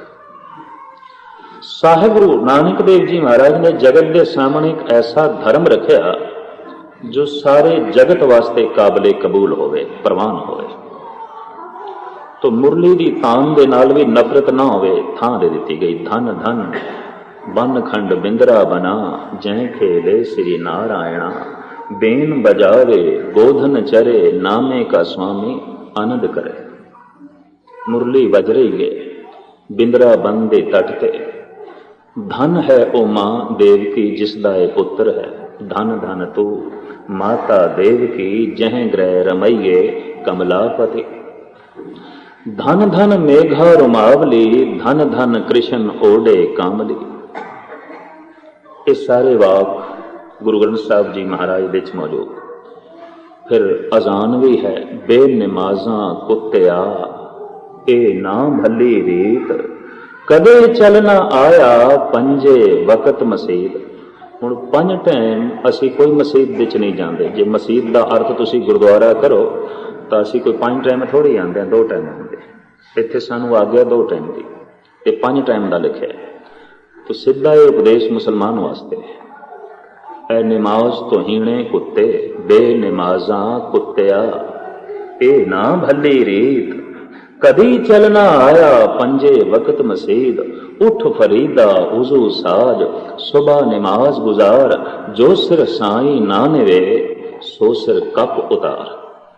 और कोई नमाजी होवे, पक्का नमाजी, तो सिख तो उसनू गलवकड़ी च लवेगा, क्योंकि नमाजी उन्हें गुरु ग्रंथ साहब का हुक्म मने, सतगुरु के बचन मने ने। बाणी तो साडे सतगुरु दी ना, गुरु ग्रंथ साहब दी है। और साडे गुरु तो ये उपदेश जगत नूं मिल रहा है। कोई पुरख है तो नमाज के आसरे से अगर पहुंचना चाहना है खुदा तक जरूर पढ़। नमाज भी पहुँचा देंदी है, कुरान भी पहुँचा देंदी है, कुरान भी पहुँचा देंदी है। वेद कतेब कहो मत झूठे, झूठा जो न विचारे। क्यों झूठा कहना है? जगत के धर्म ग्रंथां नूं तू ही झूठा है। हर ग्रंथ दे विच सिफतां ने वो पहुँचा सकदी। किसी सांझे धर्म की लोड़ से जो नफरत ना करे, वितकरे ना करे। सिख का जिगरा इतना विशाल चाहिए कोई नमाजी नूं भी गलवकड़ी च लै सके, ते गायत्री दे जाप करन वाले नूं भी गलवकड़ी च लै सके। ते जे सिख ਸਿੱਖ ਦੇ ਹੱਥੋਂ ਪਾਣੀ ਦਾ ਗਲਾਸ ਹੀ ਨਾ ਲਵੇ, ਖਿਮਾ ਕਰਨੀ, ਉਸਨੇ ਗੁਰੂ ਗ੍ਰੰਥ ਸਾਹਿਬ ਦੇ ਸਿਧਾਂਤ ਨੂੰ ਸਮਝਿਆ ਹੀ ਨਹੀਂ, ਕੱਖ ਵੀ ਨਹੀਂ ਸਮਝਿਆ, ਜਾਣਿਆ ਹੀ ਨਹੀਂ। ਉਹਨੂੰ ਪਤਾ ਹੀ ਨਹੀਂ ਕਿ ਗੁਰੂ ਗ੍ਰੰਥ ਸਾਹਿਬ ਜੀ ਮਹਾਰਾਜ ਕਿਸ ਦੇਸ਼ ਦੀ ਗੱਲ ਪਏ ਕਰਦੇ ਨੇ। ਧਨ ਸੋ ਦੇਸ ਜਹਾਂ ਤੂੰ ਵਸਿਆ, ਮੇਰੇ ਸੱਜਣ ਮੀਤ ਮੁਰਾਰੇ ਜੀ। ਤੂੰ ਤੇ ਆਪਣੇ ਦੇਸ਼ ਦੇ ਚ ਹੈ, ਵਿਤਕਰਿਆਂ ਦੇ ਦੇਸ਼ ਦੇ ਚ, ਝਗੜਿਆਂ ਦੇ ਦੇਸ਼ ਦੇ ਚ, ਤੰਗ ਦਿੱਲੀ ਦੀ ਦੁਨੀਆ ਚ, ਤੂੰ ਵਿਸ਼ਾਲਤਾ ਦੀ ਦੁਨੀਆ ਚ ਨਹੀਂ ਪਹੁੰਚੇ। ਗੁਰੂ ਗ੍ਰੰਥ ਸਾਹਿਬ ਜੀ ਮਹਾਰਾਜ ਸਾਂਝਾ ਧਰਮ ਲੈ ਕੇ ਜਗਤ ਦੇ ਸਾਹਮਣੇ ਆਏ ਨੇ, ਕਿਸੇ ਇੱਕ ਫਿਰਕੇ ਵਾਸਤੇ ਨਹੀਂ, ਕਿਸੇ ਇੱਕ ਟੋਲੇ ਵਾਸਤੇ ਵੀ ਨਹੀਂ। ਇੰਨੀ ਮੈਂ ਅਰਜ਼ ਕਰਦਾ, ਇੱਕ ਟੋਲੇ ਦਾ ਇਹ ਗ੍ਰੰਥ ਨਹੀਂ। ਅਗਰ ਇੱਕ ਟੋਲੇ ਦਾ ਗ੍ਰੰਥ ਹੁੰਦਾ ਤੇ ਹੁਕਮਨ ਸਾਨੂੰ ਕਹਿ ਦਿੰਦੇ ਇਸੇ ਮੰਤਰ ਦਾ ਜਾਪ ਕਰੋ, ਪਰ ਇੱਕ ਮੰਤਰ ਦੇ ਜਾਪ ਵਾਸਤੇ ਨਹੀਂ। ਇੱਥੇ ਤੇ ਕਿਹਾ ਗਿਆ ਤੂੰ ਖੁਦਾ ਖੁਦਾ ਵੀ ਕਰ ਸਕਦਾ, ਅੱਲਾ ਅੱਲਾ ਵੀ ਕਰ ਸਕਦਾ, ਤੂੰ ਰਾਮ ਰਾਮ ਵੀ ਕਰ ਸਕਦਾ, ਤੂੰ ਕ੍ਰਿਸ਼ਨ ਕ੍ਰਿਸ਼ਨ ਵੀ ਕਰ ਸਕਦਾ, ਤੂੰ ਮਧੂਸੂਦਨ ਵੀ ਜਪ ਸਕਦਾ, ਤੂੰ ਅਲਖ ਨਿਰੰਜਨ ਵੀ ਜਪ ਸਕਦਾ, ਤੂੰ ਗੋਰਖ ਗੋਰਖ ਵੀ ਰਟਨ ਵੀ ਲਾ ਸਕਦਾ। ਔਰ ਸਾਹਿਬਾਂ ਦਾ ਫਿਰ ਫੈਸਲਾ, ਬਲਹਾਰੇ ਜਾਉ ਜੇਤੇ ਤੇਰੇ ਨਾਮ ਹੈ, ਸਦਕੇ ਜਾਂਦੇ ਹਾਂ ਅਸੀਂ ਜਿਤਨੇ ਤੇਰੇ ਨਾਮ ਹੈ, ਕੁਰਬਾਨ ਜਾਂਦੇ ਹਾਂ। ਇਤਨਾ ਸਾਂਝਾ ਧਰਮ, ਲੱਖ ਕੋਸ਼ਿਸ਼ ਕਰੋ ਬ੍ਰਾਹਮਣ ਦੀ ਰਸਨਾ ਤੋਂ ਅੱਲਾ ਨਹੀਂ ਨਿਕਲੇਗਾ। ਤੁਸੀਂ ਲੱਖ ਵੀ ਕੋਸ਼ਿਸ਼ ਕਰੋ ਮੌਲਵੀ ਦੀ ਜ਼ਬਾਨ ਤੋਂ ਰਾਮ ਨਹੀਂ ਨਿਕਲੇਗਾ। ਇਹ ਧਨ ਹੈ ਗੁਰੂ ਨਾਨਕ ਦਾ ਸਿਧਾਂਤ। ਇੱਥੇ ਰਾਮ ਦੀ ਧੁਨ ਵੀ ਹੈ, ਅੱਲਾ ਦੀ ਧੁਨ ਵੀ ਹੈ। ਕੋਈ ਬੋਲੇ ਰਾਮ ਰਾਮ, ਕੋਈ ਖੁਦਾ ਹੈ, ਕੋਈ ਸੇਵੇ ਗੁਸਈਆਂ, ਕੋਈ ਅਲਾ ਹੈ। ਮੌਲਵੀ ਤੇ ਕਹਿੰਦਾ ਮੇਰੀ ਜ਼ਬਾਨ ਝੂਠੀ ਹੋ ਗਈ ਹੈ ਜੇ ਰਾਮ ਨਿਕਲੇ, ਤੇ ਬ੍ਰਾਹਮਣ ਕਹਿੰਦਾ ਮੇਰੀ ਜ਼ਬਾਨ ਅਪਵਿੱਤਰ ਹੋ ਗਈ ਜੇ ਅੱਲਾ ਕਹਿੰਦੇ ਆ। ਤੇ ਸਾਹਿਬ ਕਹਿੰਦੇ ਨਹੀਂ, ਬਲਹਾਰੇ ਜਾਓ ਜੇਤੇ ਤੇਰੇ ਨਾਮ, ਜਿਤਨੇ ਵੀ ਤੇਰੇ ਨਾਮ ਨੇ ਅਸੀਂ ਸਦਕੇ ਜਾਂਦੇ, ਅਸੀਂ ਕੁਰਬਾਨ ਜਾਂਦੇ ਹਾਂ। ਸਹਿਜੇ ਸਹਿਜੇ ਜਿਉਂ ਜਿਉਂ ਬੰਦਾ ਗੁਰੂ ਗ੍ਰੰਥ ਸਾਹਿਬ ਜੀ ਮਹਾਰਾਜ ਦੀ ਬਾਣੀ ਨੂੰ ਸਮਝੇਗਾ, ਉਸਦੇ ਵਿਤਕਰੇ ਦੂਰ ਹੋਣਗੇ। ਔਰ ਫਿਰ ਉਸਦੀ ਭਾਵਨਾ ਇਹ ਬਣੇਗੀ, ਸਭੇ ਸਾਂਝੀ ਵਾਲ ਸਦਾਨ, ਤੂੰ ਕਿਸੇ ਨਾ ਦਿਸੇ ਬਾਹਰਾ ਜੀ। ਉਹ ਫਿਰ ਸੱਜਣ ਬਣਾਉਂਦਾ ਜਾਏਗਾ ਸਾਰਿਆਂ ਨੂੰ। ਸਭ ਕੋ ਮੀਤ ਹਮ ਆਪਨ ਕੀਨਾ, ਹਮ ਸਭ ਨਾ ਕੇ ਸਾਜਨ। ਉੱਤੇ ਵੈਰੀਆਂ ਨੂੰ ਵੀ ਮਿੱਤਰ ਬਣਾਏਗਾ, ਤੇ ਜਿਹੜਾ ਮਿੱਤਰਾਂ ਨੂੰ ਵੈਰੀ ਬਣਾਈ ਜਾਂਦਾ ਹੈ, ਆਪਣਿਆਂ ਨੂੰ ਹੀ ਬੇਗਾਨਾ ਬਣਾਈ ਜਾਂਦਾ ਹੈ, ਕਿਸ ਤਰ੍ਹਾਂ ਸਿੱਖ ਮੰਨੋਗੇ? ਉਸਨੇ ਗੁਰੂ ਗ੍ਰੰਥ ਸਾਹਿਬ ਦੇ ਸਿਧਾਂਤ ਨੂੰ ਨਹੀਂ ਸਮਝਿਆ। ਤੋ ਗੁਰੂ ਗ੍ਰੰਥ ਸਾਹਿਬ ਜੀ ਮਹਾਰਾਜ ਇੱਕ ਸਾਂਝਾ ਜਿਹਾ ਸਰੂਪ ਜਗਤ ਦੇ ਸਾਹਮਣੇ ਰੱਖਦੇ ਨੇ, ਤਾਂ ਕਿ ਜਗਤ ਦੇ ਸਾਰੇ ਜੀਵ ਕੁਝ ਪ੍ਰੇਰਨਾ ਲੈ ਸਕਣ, ਤੇ ਮਜ਼ਹਬ ਦੇ ਨਾਮ ਦੇ ਉੱਤੇ ਜਿਹੜਾ ਖੂਨ ਖਰਾਬਾ ਹੁੰਦਾ ਇਹ ਨਾ ਹੋਵੇ। ਉਸਨੇ ਗੁਰੂ ਗ੍ਰੰਥ ਸਾਹਿਬ ਦੇ ਸਿਧਾਂਤ ਨੂੰ ਨਹੀਂ ਸਮਝਿਆ। ਤੋ ਗੁਰੂ ਗ੍ਰੰਥ ਸਾਹਿਬ ਜੀ ਮਹਾਰਾਜ ਇੱਕ ਸਾਂਝਾ ਜਿਹਾ ਸਰੂਪ ਜਗਤ ਦੇ ਸਾਹਮਣੇ ਰੱਖਦੇ ਨੇ, ਤਾਂ ਕਿ ਜਗਤ ਦੇ ਸਾਰੇ ਜੀਵ ਕੁਝ ਪ੍ਰੇਰਨਾ ਲੈ ਸਕਣ, ਤੇ ਮਜ਼ਹਬ ਦੇ ਨਾਮ ਦੇ ਉੱਤੇ ਜਿਹੜਾ ਖੂਨ ਖਰਾਬਾ ਹੁੰਦਾ ਇਹ ਨਾ ਹੋਵੇ। ਬਹੁਤ ਹੋਇਆ ਖੂਨ ਖਰਾਬਾ। ਕਹਿੰਦੇ ਸੰਸਾਰ ਦੇ ਵਿੱਚ ਇਹ ਜਿਹੜਾ ਕਮਿਊਨਿਜ਼ਮ ਦਾ ਜਨਮ ਹੋਇਆ, ਹੋਰ ਤੇ ਅਨੇਕਾਂ ਪਹਿਲੂ ਹਨ। ਇੱਕ ਇਹ ਪਹਿਲੂ ਵੀ ਹੈ ਕਿ ਮਜ਼ਹਬ ਦੇ ਨਾਮ ਦੇ ਉੱਤੇ ਇਤਨਾ ਖੂਨ ਖਰਾਬਾ ਹੋਇਆ, ਆਖਰ ਲੋਕੀ ਇਨਕਾਰੀ ਹੋ ਗਏ ਵੀ ਛੱਡੋ, ਇੰਨਾ ਖੂਨ ਵਗਿਆ, ਇੰਨਾ ਖੂਨ ਖਰਾਬਾ ਹੋਇਆ ਸਿਰਫ ਮਜ਼ਹਬ ਦੇ ਨਾਂ ਤੇ, ਸਿਰਫ ਧਰਮ ਦੇ ਨਾਂ ਤੇ। ਦੇਸ਼ ਦੀ ਜਦ ਵੰਡ ਹੋਈ ਸੀ, ਪਾਕਿਸਤਾਨ ਬਣਿਆ, ਲੱਖਾਂ ਬੰਦੇ ਮੌਤ ਦੇ ਘਾਟ ਉਤਰੇ। ਕੀ ਝਗੜਾ ਸੀ? ਮਜ਼ਹਬੀ ਝਗੜਾ ਸੀ, ਔਰ ਕਿਸੇ। ਔਰ ਜਿਹੜੇ ਮੁਸਲਮਾਨ ਬਣ ਗਏ ਅੱਜ ਵੀ ਟਿਕੇ ਹੋਏ ਨੇ। ਇੱਧਰ ਲੱਖਾਂ ਮੁਸਲਮਾਨ ਕਤਲ ਹੋ ਗਏ ਹਿੰਦੁਸਤਾਨ ਵਿੱਚ ਮਜ਼ਹਬ ਦੇ ਨਾਂ ਤੇ, ਔਰ ਹੁੰਦੇ ਰਹਿੰਦੇ। ਹੁਣ ਵੀ ਸਮੁੱਚੀ ਦੁਨੀਆ 'ਚ ਕਿਸੇ ਨਾ ਕਿਸੇ ਪਾਸੇ ਝਗੜਾ ਬਣਿਆ ਹੀ ਰਹਿੰਦਾ ਮਜ਼ਹਬ ਦਾ। ਕਿਧਰੇ ਯਹੂਦੀ ਮੁਸਲਮਾਨ ਨਹੀਂ ਬਰਦਾਸ਼ਤ ਕਰਦੇ, ਕਿਧਰੇ ਯਹੂਦੀਆਂ ਤੇ ਈਸਾਈਆਂ ਦਾ ਸੰਘਰਸ਼ ਹੈ।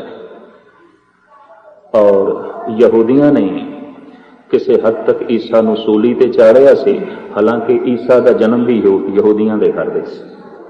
ਕਿਉਂਕਿ ਯਹੂਦੀ ਪਰੰਪਰਾ ਤੋਂ ਕੁਝ ਉਲਟ ਜਿਹੀਆਂ ਸਾਂਝੀ ਜਿਹੀਆਂ ਗੱਲ ਕਰਦਾ ਸੀ, ਪ੍ਰਵਾਨ ਨਹੀਂ ਹੋਈ ਤੰਗ ਦਿਲ ਲੋਕਾਂ ਨੂੰ, ਸੂਲੀ ਤੇ ਚਾੜ ਦਿੱਤਾ। ਇਸੇ ਤਰੀਕੇ ਨਾਲ ਸ਼ਮਸ ਤਬਰੇਜ਼ ਕੁਝ ਐਸੀ ਗੱਲ ਕਰਦਾ ਸੀ ਜੋ ਕਿਸੇ ਹੱਦ ਤੱਕ ਇਸਲਾਮ ਨਾਲ ਮੇਲ ਨਹੀਂ ਖਾਂਦੀ ਸੀ। ਤੋ ਮੁਲਤਾਨ ਵਿੱਚ ਪੁੱਠੀ ਖੱਲ ਲਾ ਕੇ ਇਸ ਨੂੰ ਮਾਰ ਦਿੱਤਾ ਵਕਤ ਦੇ ਬਾਦਸ਼ਾਹ ਨੇ।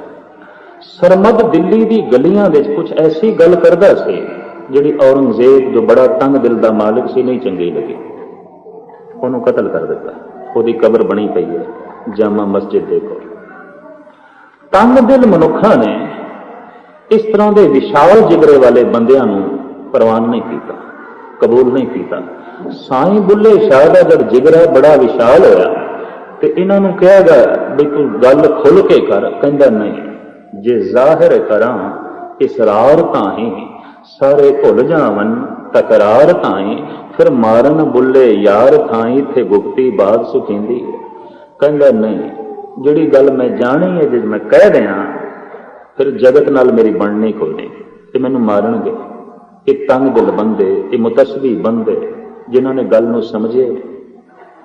जिहड़ा बंदा पवित्र हो गया ना, यकीन जानो जहर में भी हाथ लाएगा अमृत हो जाएगी। मीरां दे अगों जहर का प्याला रखा गया, पी गई, हालांकि उन्होंने मारन वास्ते रखा गया सी, मर जाए।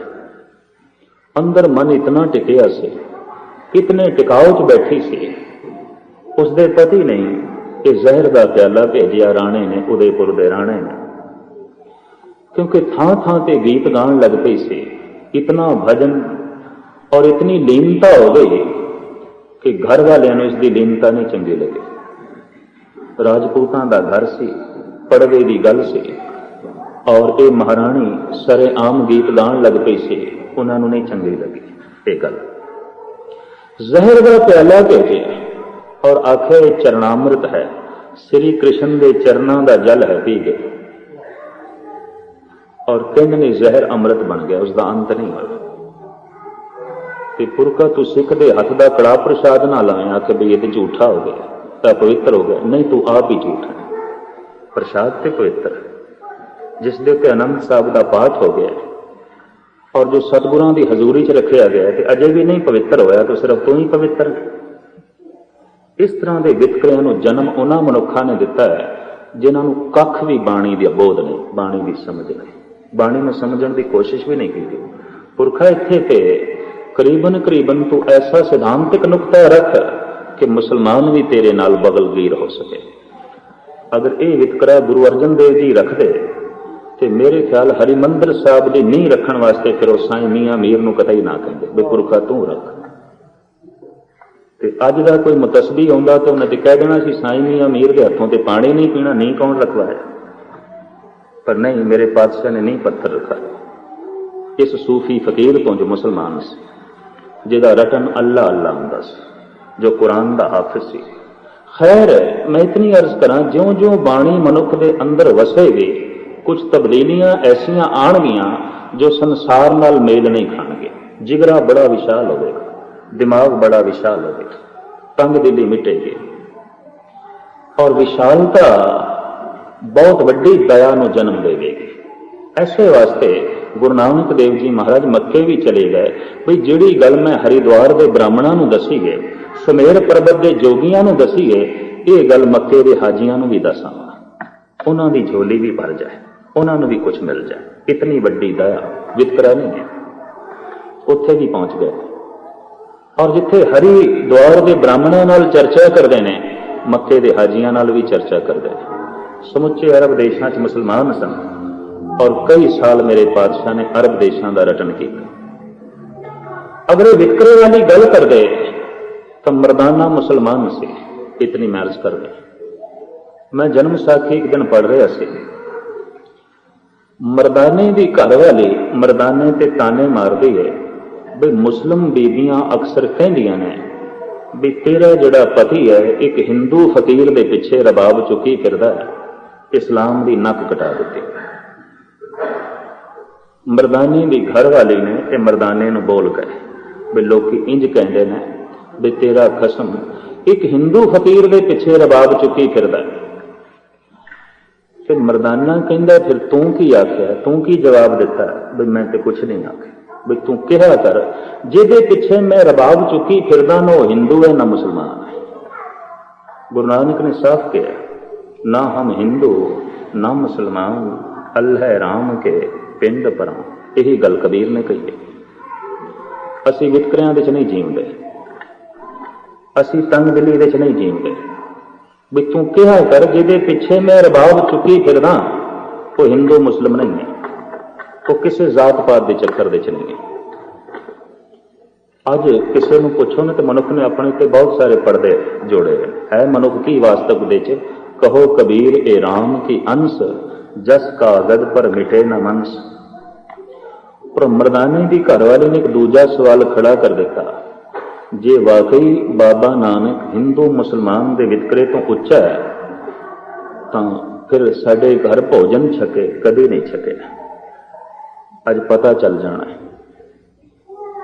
मर्दाना कहने लगा, अच्छा तू भोजन बना तो मैं बाबे नूं बुला के लिया। बाबा मेरा बाबा ही नहीं, मेरा गुरु नहीं, बल्कि मेरा यार भी है, मेरा मित्र भी है, मेरा सखा भी है। मर्दाने की घरवाली कहती है, मैं भोजन तो बनाती हाँ, पर इस डूम इस मुसलमान के घरों उस बेदी कुलभूषण ने भोजन नहीं छकना, उस बाबे ने नहीं छकना। मर्दाना कहने लगा, अच्छा फिर यारी भी टूट जाएगी, जे नहीं तो फिर जे इस तरह होया तो फिर यारी टूट जाएगी। इधर वो भोजन बनाने लगी है, इधर मर्दाना चल पे लंबिया सोचां दे च, किधरे बाबे ने ना कीता ते फिर मैं वापस किस तरह घर जावांगा।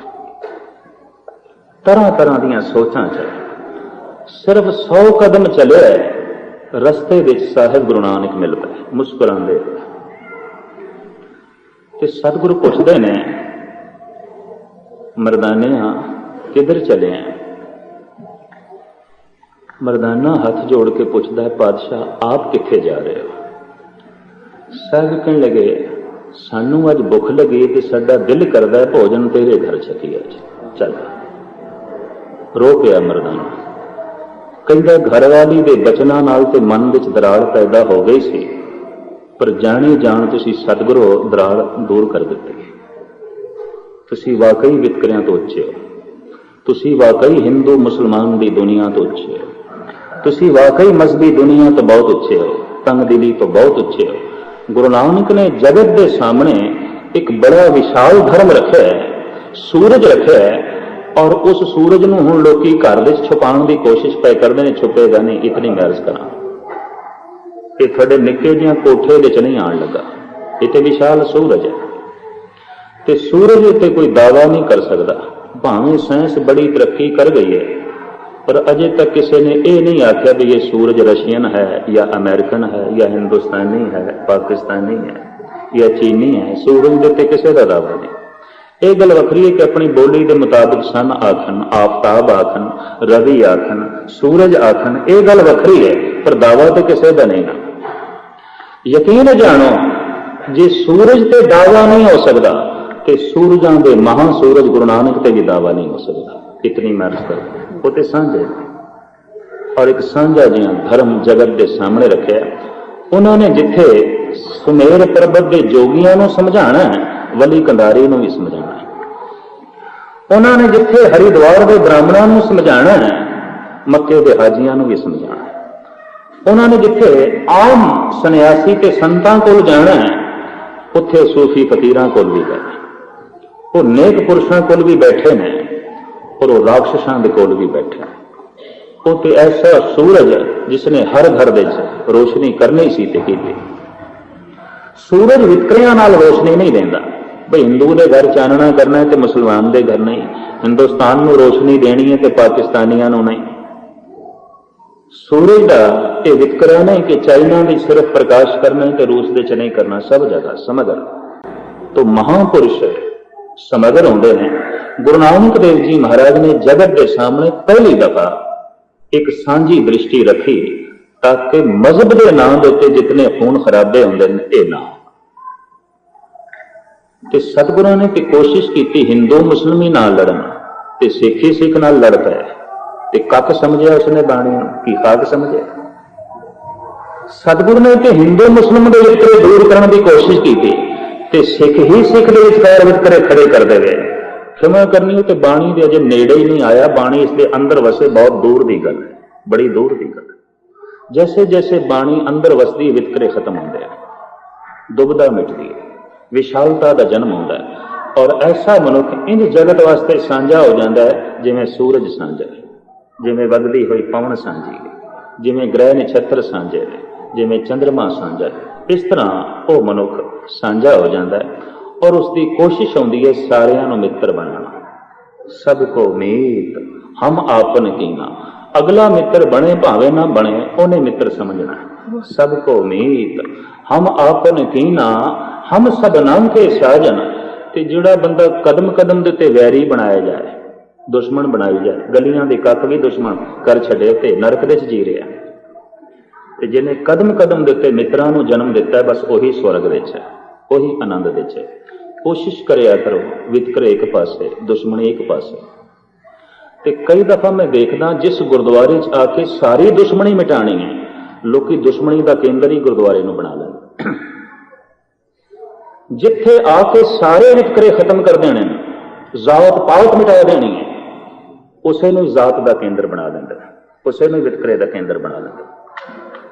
ये वो मनुख ने जो अमृत नूं जहर बनाने की कोशिश करते हैं, और एक वो भगत जन ने जो जहर भी पी लेने ते अमृत हो जाते, जिन्हां की कोशिश होती है जहर नूं अमृत करना, और कई दफा आम लोगों की कोशिश होती है अमृत नूं भी जहर करना।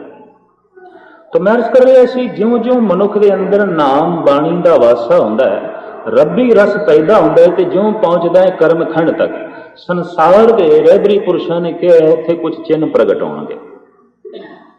इस्लाम अपने ढंग नाल कहंदा है, इस्लाम कहंदा है वो बंदा करामाती होवेगा, उहदी अपनी खोज है, अपने ढंग का कहना है। मुहम्मद साहब नाल उन्होंने बड़ियां करामातां जोड़ियां। भाई मुहम्मद साहब ने तीर चलाया, चंद्रमा के 7 टुकड़े हो गए।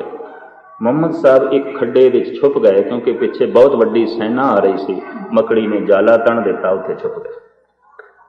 इस तरह दीयां हज़ारां करामातां उन्होंने मुहम्मद साहब दे नाल जोड़ियां। कहने रब नाल जुड़े मनुख की पहचान होंदी है, ते पहचान वो इस ढंग नाल करांदे। इस वास्ते औरंगजेब ने साफ कह दिता सी कि करामात दिखाओ। गुरु तेग बहादुर साहब करामात दिखाओ, तां असीं मनांगे, वरना नहीं। करामात दिखाने वास्ते राजी हो गए सन जब भेजे गए बाबा राम राय, उन्होंने बथेरियां करामातां दिखा दी। और फिर बाद विच गुरु हर राय साहब ने मुंह नहीं लाया, कहने लगे नहीं तू तो जादूगरी ते आ गया, मदारियां दे खेल करता रहा एक बादशाह के दरबार विच, उस तो डरदा होया। उन्हें कहा कि तू दिखाण लग पे, और ऐसे मनुख उरार रह जाते हैं। बड़ा जिक्र है इन्हां सिद्धियां का, इस तरह के तांत्रिक योगा का, इस तरह दीयां करामातां दा भगतां तो प्रगट होंदियां ने। साहिब गुरु अर्जन देव जी महाराज का वाक है, परमाणु पर्यंत आकाशे दीप लो से खंडने, गछैन नैन भारैन नानक बिना साधु ना सिद्धियत। एक स्टेज ऐसी जरूर है कि मनुख अगर चाहे तो अपने आप को परमाणु जितना बारीक कर सकता है, परमाणु, और फिर आकाशां विच वो उड़ सकता है, और 9 खंड पृथ्वी का भ्रमण कर सकता है। गुरु अर्जन देव जी महाराज कहते 1 सैकंड विच अख की पुतली जितनी देर थले तो उपर आउंदी है। गछैन नैन भारैन नानक बिना साधु ना सिद्धियत। इतनी वड्डी करामात भी मिल जाए तो बिना सतसंग तो, बिना सच तक पहुंचे अध्यात्मक रस नहीं मिलेगा। इसका मतलब रस्ते कुछ मिलता है। तो ये रस्ते की गल ही इस्लाम ने की, पहुँचती नहीं बई वो बंदा करामाती होंदा। करामाती तो जोड़े उरार होंगे वो भी करन लग पैंदे ने। गोगिया पातशाह बहुत कुछ करता सी, हिंदुस्तान में बड़े योगी ने बड़ा कुछ करते हैं, और लोग उन्होंने तो बड़ा प्रभावित हो जाते हैं। जमीन के थले दफन हो जाते हैं जिंदा योगी, और कहते 1 महीने बाद कढ़ना, 1 महीने बाद निकलते हैं, जिंदा निकलते हैं। कुंभ के मेले प्योजियां के बहुत कुछ करतब देखने को मिलते। कोई कंडियां की सेजा ते सो रहा होंदा, कोई अंगारियां ते पिया होंदा, कोई अपने आप को जमीन में दफन कर लेंदा। इस तरह दी उन्होंने सिद्धियां मिल जांदियां। लेकिन इसनूं मेरे पातशाह ने मंजिले मकसूद नहीं दसिया। महाराज कहते कुछ होर चिन्ह ने जिन्होंने वेखना पैगा। गुजड़ा लदम लाल मथे ही प्रगट किया। इस्लाम ने कह दिता है कि पहुंचा होया कर्म खंड जिहड़ा है वह करामाती होएगा। भिरगू कहता उहदे हथ दे च उहदे पैर दे च पदम बनेगा, वो इंज कहता। ते जे पदम नहीं तो वह संत नहीं है, जे पदम नहीं तो ब्रह्म ज्ञानी नहीं है, जे पदम नहीं तो वह अवतारी पुरुष नहीं। भिरगू की कही हुई गल किसी हद तक ऐसी भी सही हुई कि साडे देश के बहुत सारे अवतारी पुरुषों के चरणों च या हथां च पद्म से। और गुरु अमरदास जी के चरणों के भी पद्म से, श्री कृष्ण के चरणों च भी पद्म से, विष्णु बारे शिव जी बारे भी कहते हैं हथ दे पद्म से। बड़िया लंबियां चौड़ियां इस तरीके दी कहानियां। हुण मैं एक गुरु अर्जन देव जी महाराज का वाक तुहाडे सामने रखा। यह है फुने छंद। फुने महला पंजवां। फुने कहते पुन, एक गल नूं बार बार कहना। फुन का मतलब है बार बार, एक गल नूं बार बार दोहराना। पुन पुन कहना, पुन पुन, पुन का मतलब बार बार, दोबारा। फुने छंद, एक छंद दे कोई एक ख्याल बार बार आवे, ऐसे छंदा नूं कहंदे ने फुने छंद। वो गुरु अर्जन देव जी महाराज ने उचारण कीते ने। ਉਹਦੇ ਚ हर हाँ शब्द बार बार आउंदा, हर छंद दे चंद बार बार आउंदा, और ख्याल भी किसी हद तक इक्को ही चलते हैं। इस वास्ते इस तरह की शायरी नूं हिंदी ते संस्कृत जगत दे कहंदे ने फुने छंद। ये मेरे पातशाह ने उचारण कीते ने। फुने छंद दे गुरु अर्जन देव जी महाराज का वाक, मेरे हाथ पदम आंगन सुख बासना। जिन्हों ने कभी सिलसिलावार पाठ किया होवे उन्होंने सामने छंद आया होगा। मेरे हाथ पदम आंगन सुख बासना, सखी मेरो कंठ रतन भेख दुख नासना। साहिब कहते मेरे हत्थां च पदम बन गए। गुरु अर्जन देव जी मेरा शब्द है, साफ किसी की गल नहीं, अपनी गल कर रहे। मेरे हाथ पदम, क्योंकि शायरी की रूप रेखा भी वेखनी आनी है, शब्दों भी वेखना होना कि की कह रहे हैं, अर्थबोध देखना हो। मेरे हाथ पदम आंगन सुख बासना। साहिब कहते मेरे हिरदे रूपी अंगन दे सुख हो गए, हाथ दे पदम बन गए। भाई हाथ दे पदम किस तरह बन गया? तो पातशाह कहते हैं सखी मेरो कंठ रतन भेख दुख नासना। परमात्मा का जोड़ा नाम है मेरे कंठ च वसिया, ते कंठ दे वसदे ही हत्थां दे पदम बन गए। इंज कहते हुण इतिहास नूं पढ़िए तो पदम गुरु अमरदास जी महाराज के चरणों च जरूर सी। बाकी किसी पातशाही का इतिहास के कोई जिक्र नहीं, किसी का भी। तुसीं पढ़ना सारा इतिहास, साडे कोल इतिहास है भाई साहब भाई संतोख सिंह जी का लिखा नहीं है। पदम राम के चरणों च भी नहीं सी, पदम ब्रह्मे के चरणों च नहीं सी, पदम महात्मा बुद्ध के चरणों च नहीं सी, पदम स्वामी महावीर के चरणों च नहीं सी। लेकिन पदम कई उपनिषदां के ऋषियों के चरणों च सी, जिन्हां ने उपनिषदां लिखियां ने। उपनिषदां 108 ने। ये पदम कहते हैं भिरगू के चरणों च भी सी, उहदे अपने चरणों च भी सी। और भिरगू की पहुंच बड़ी लंबी सी। उन्हें ग्रह नक्षत्रां का बड़ा भारी अध्ययन किया और संसार नूं ज्योतिष विद्या जिहड़ियां ना ये भी दिती, जिन्हों इल्मे नजूम कहते हैं, ये उसने दिता। ज्योतिष विद्या इस तो पहले नहीं सी। और यदी गल हर भारती ने मन लई कि करीबन करीबन परम पुरख के चरणों च पदम ते होना ही चाहिए, हत्थां दे पदम ते होना ही चाहिए। तो गुरु अर्जन देव जी महाराज का वाक, मेरे हाथ पदम आंगन सुख बासना। हुण उस पदम का जिक्र नहीं जो भिरगू कह रहे हैं। महाराज कहते हत्थां च बरकतां आ गई, पता नहीं किस तरह आ गई, ये कह रहे हत्थां विच बरकतां आ गई, पहले नहीं सन। हाथ बरकत भरे हो गए। मेरे हाथ पदम, ये हो ही नहीं सकता कि कंठ दे परमात्मा का नाम वस जाए, हिरदा रस नाल गदगद होवे ते हथ दे बरकते आउण, ये हो ही नहीं सकता। हथ दे बरकतां आ जाण लाजमी। हुण भट्ट भी जिक्र करते हैं, जिन्ना भट्टां की बाणी है वो गुरु अमरदास जी महाराज का रूप साडे सामने रखते हैं। बारज कर दाहने, बारज का मतलब है पदम। पदम होंदा है कमल का फुल, इनू संस्कृत विच कहंदे ने पदम। ते मैं शब्द कोश दे इहदे 18 नाम पढ़े ने कमल दे। इनू पदम भी कहंदे ने, इनू सौरभ भी कहंदे ने, इनू कंज भी कहंदे ने, इनू सारंग भी कहंदे ने। ये सारे इसके नाम ने। और इनू बारज भी कहंदे ने। फुल एक है, ये बेशतर नाम ने, कई नाम ने। और धार्मिक दुनिया के सिरमौर चिन्ह है बई फलाना ते कमल की तरह है। गुरु ग्रंथ साहब भी यही प्रमाण देंदे ने, उपनिषदां भी यही प्रमाण देंदियां ने, वेद भी यही कहंदे ने कि इस बंदे नूं ते कमल की तरह रहन की जाच आ गई, तो जिन्हों कमल की तरह रहन की जाच आ गई तो सारे का सारा आप ही पद्म हो गया, आप ही कमल हो गया। जापदा है भृगु ने मोटे रूप में गल कह दी, कुछ ऋषि मुनिया ने बारीक गल कह दी। पद्म पैरों च नहीं होगा तो सारा ही पद्म हो जाएगा, मुकम्मल पद्म हो जाएगा। पद्म का मतलब कमल, क्योंकि कमल की तरह तो रहिंदा पिया, पर इतनी गल तो भी इनकारी नहीं होया जा सकता। कुछ रेखा ने पैरों दे हथ दे, वो रेखा बिल्कुल कमल की तरह ही खिड़ी आउंदियां, हथ दे आउंदियां ने या पैरों दे। तो हुण भट्ट कहंदे ने, हे गुरु अमरदास जी, बारज कर दाहणे थोड़े दैणे हथ दे पद्म। हुणे गुरु ग्रंथ साहिब के वाक मैं सारे थोड़े सामने रख रहा। अगर मेरे को गुरु ग्रंथ साहिब का आधार ना हो तो फिर मैं बाहर की गल बिल्कुल नहीं करता, क्योंकि आधार होवे तां ही करदा। आधार ही नहीं, जिस गल नाल गुरमत सहमत नहीं उसकी चर्चा क्यों करिए, उसकी गल क्यों करिए। तो उपनिषदां दे विच भृगु ने जिस पद्म का जिक्र किया है, पद्म की गल गुरु ग्रंथ साहिब दे विच भी है।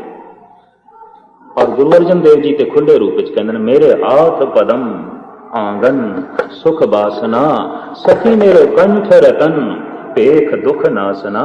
हे सखी मेरे कंठ दे ऐसा परमात्मा का नाम वसया, हथां च पद्म बन गए। और भट्ट कह रहे ने, बारज कर दाहणे, हे गुरु अमरदास जी थोड़े दैणे हथ दे पद्म है। हुण इतिहास पढ़िए, पद्म गुरु अमरदास जी के दैणे हथां च नहीं सी, खब्बे पैर दे सी, चरना दे सी, हथ दे च नहीं सी। इतिहास यही कहता है, क्योंकि साहब जो बाहर आके बैठे ने इशनान करके गंगा तो बाहर निकले ना, तो पैरों से जिहड़ा पद्म सी वह ब्राह्मण नूं दिखाई दिता। उन्हें एकदम आके मत्था टेकिया, पातशाह थोड़े चरणा च पद्म। ज्योतिष विद्या का माहिर सी, इलम नजूम का वह माहिर सी। कहने लगा, पातशाह मेरी ज्योतिष विद्या गलत नहीं। और वह ब्राह्मण नाल पीछे चल पिया, सेवादार सेवा करने लग पिया। महाराज कहते तू भुलेखे च है, मेरी सेवा ना कर। ब्राह्मण कहता नहीं महाराज, पद्म है, बीज पे है, ये अंकुरित भी होगा, ये प्रफुल्लित भी होगा। आखिर उस ब्राह्मण के देखदियां गुरु अमरदास जी महाराज गुरु नानक की गद्दी ते विराजमान हुए। और अज गुरु अमरदास जी महाराज उस ब्राह्मण को बुला के कहते हैं, भी साडा दिल करदा है, तू ब्राह्मण होके बड़ी सेवा की है, लंगर दी, पंगत दी, संगत दी बड़ी सेवा की, ते असीं तैनूं कुछ देना चाहते हैं, पर ऐसा देना चाहते हैं जो तेरी मंग हो देगी। ब्राह्मण से बड़ा सियाणा सी, शायर से, कवि से। भाई साहब भाई संतोख सिंह जी ने इसकी मंग लिखी है। कहता है, पातशाह जो नाम देवो धन ना देवो, नाम बिहून जन जमपुर जाए है। जो धन देवो नाम ना देवो, धन बिहून जगत ना सुहाए है। ऐ मेरे पातशाह जी तू धन दे देने ते नाम ना देने, ते नाम तो बिना ते बंदा जन्म मरण दे धक्के खांदा है, ते जे तू नाम दे देने धन ना देवे ते संसार नहीं चंगा लगता, ये जगत नहीं चंगा लगता। बंदा इस संसार विच ठोकरां खांदा है, इस लोक विच ठोकरां खांदा है। जो धन देवो नाम न देवो, नाम बिहून जन जमपुर जाए है। जो नाम देवो धन न देवो, धन बिहून जगत न सुहाए है। गुरु अमरदास ते जो के नंदन, मेरे दोनों पंथ चलाए। ब्राह्मण कहता है, ये तेजभान दे पुत्र, गुरु अमरदास जी महाराज के पिता का नाम सी तेजभान। तेजभान दे इस सुत ने ऐसी बख्शिश की है, मेरा लोक परलोक दोहें सुहेला कर दिता। मैनू लोक दियां खुशियां भी दे दित्तियां, मैनू परलोक का आनंद भी दे दिता। ते ब्राह्मण कहने लगा, पातशाह मेरी ज्योतिष विद्या गलत नहीं, मेरा इल्मे नजूम गलत नहीं, मैं भृगु संज्ञा पढ़ी है, ये गलत नहीं, थोड़े चरणा च पद्म है। साहिब गुरु अमरदास जी कहने लगे, ठीक है तेरी अपनी विद्या किसी हद तक सही है, पर अगां नहीं भी सही, और अगां नहीं सही तो इसका अध्ययन कर। तेरे को आत्मक आनंद आ गया, तेरे को रस आ गया, दस तेरे चरणा च पद्म। ਅਧਿਆਤਮਿਕ ਰਸ ਉਸ ਬ੍ਰਾਹਮਣ ਨੂੰ ਮਿਲ ਗਿਆ ਸੀ, ਉਹਦੀ ਸੁਰਤ ਜੁੜ ਗਈ ਸੀ, ਉਹਦੀ ਸਮਾਧੀ ਲੱਗ ਗਈ ਸੀ, ਰੱਬੀ ਰਸ ਤੱਕ ਪਹੁੰਚ ਗਿਆ ਸੀ, ਆਤਮਿਕ ਆਨੰਦ ਤੱਕ ਪਹੁੰਚ ਗਿਆ ਸੀ। ਸ਼ਾਇਦ ਕਹਿਣ ਲੱਗੇ ਕਿਸੇ ਹੱਦ ਤੱਕ ਸਹੀ ਹੈ, ਮੁਕੰਮਲ ਸਹੀ ਨਾ ਮਨੀ, ਬਿਲਕੁਲ ਸਹੀ ਨਾ ਮਨੀ। ਤੋ ਪਦਮ ਦੀ ਗੱਲ ਗੁਰੂ ਨਾਨਕ ਦੇ ਚਰਨਾਂ 'ਚ ਨਹੀਂ ਹੈ, ਗੁਰੂ ਗੋਬਿੰਦ ਸਿੰਘ ਜੀ ਦੇ ਚਰਨਾਂ 'ਚ ਨਹੀਂ ਹੈ, ਮਹਾਤਮਾ ਬੁੱਧ ਦੇ ਚਰਨਾਂ 'ਚ ਨਹੀਂ ਹੈ, ਸਵਾਮੀ ਮਹਾਵੀਰ ਦੇ ਚਰਨਾਂ 'ਚ ਨਹੀਂ, ਕਿਧਰੇ ਕਿਧਰੇ ਹੈ। ਉਪਨਿਸ਼ਦਾਂ ਦੇ ਰਿਸ਼ੀ ਸ੍ਰੀ ਕ੍ਰਿਸ਼ਨ, ਗੁਰੂ ਅਮਰਦਾਸ ਜੀ, ਕੁਝ ਹੋਰ ਮਹਾਂਪੁਰਸ਼ ਜਿਨ੍ਹਾਂ ਦੇ ਚਰਨਾਂ ਦੇ ਹੱਥਾਂ ਵਿੱਚ ਪਦਮ ਦਿਖਾਈ ਦਿੰਦੇ ਨੇ।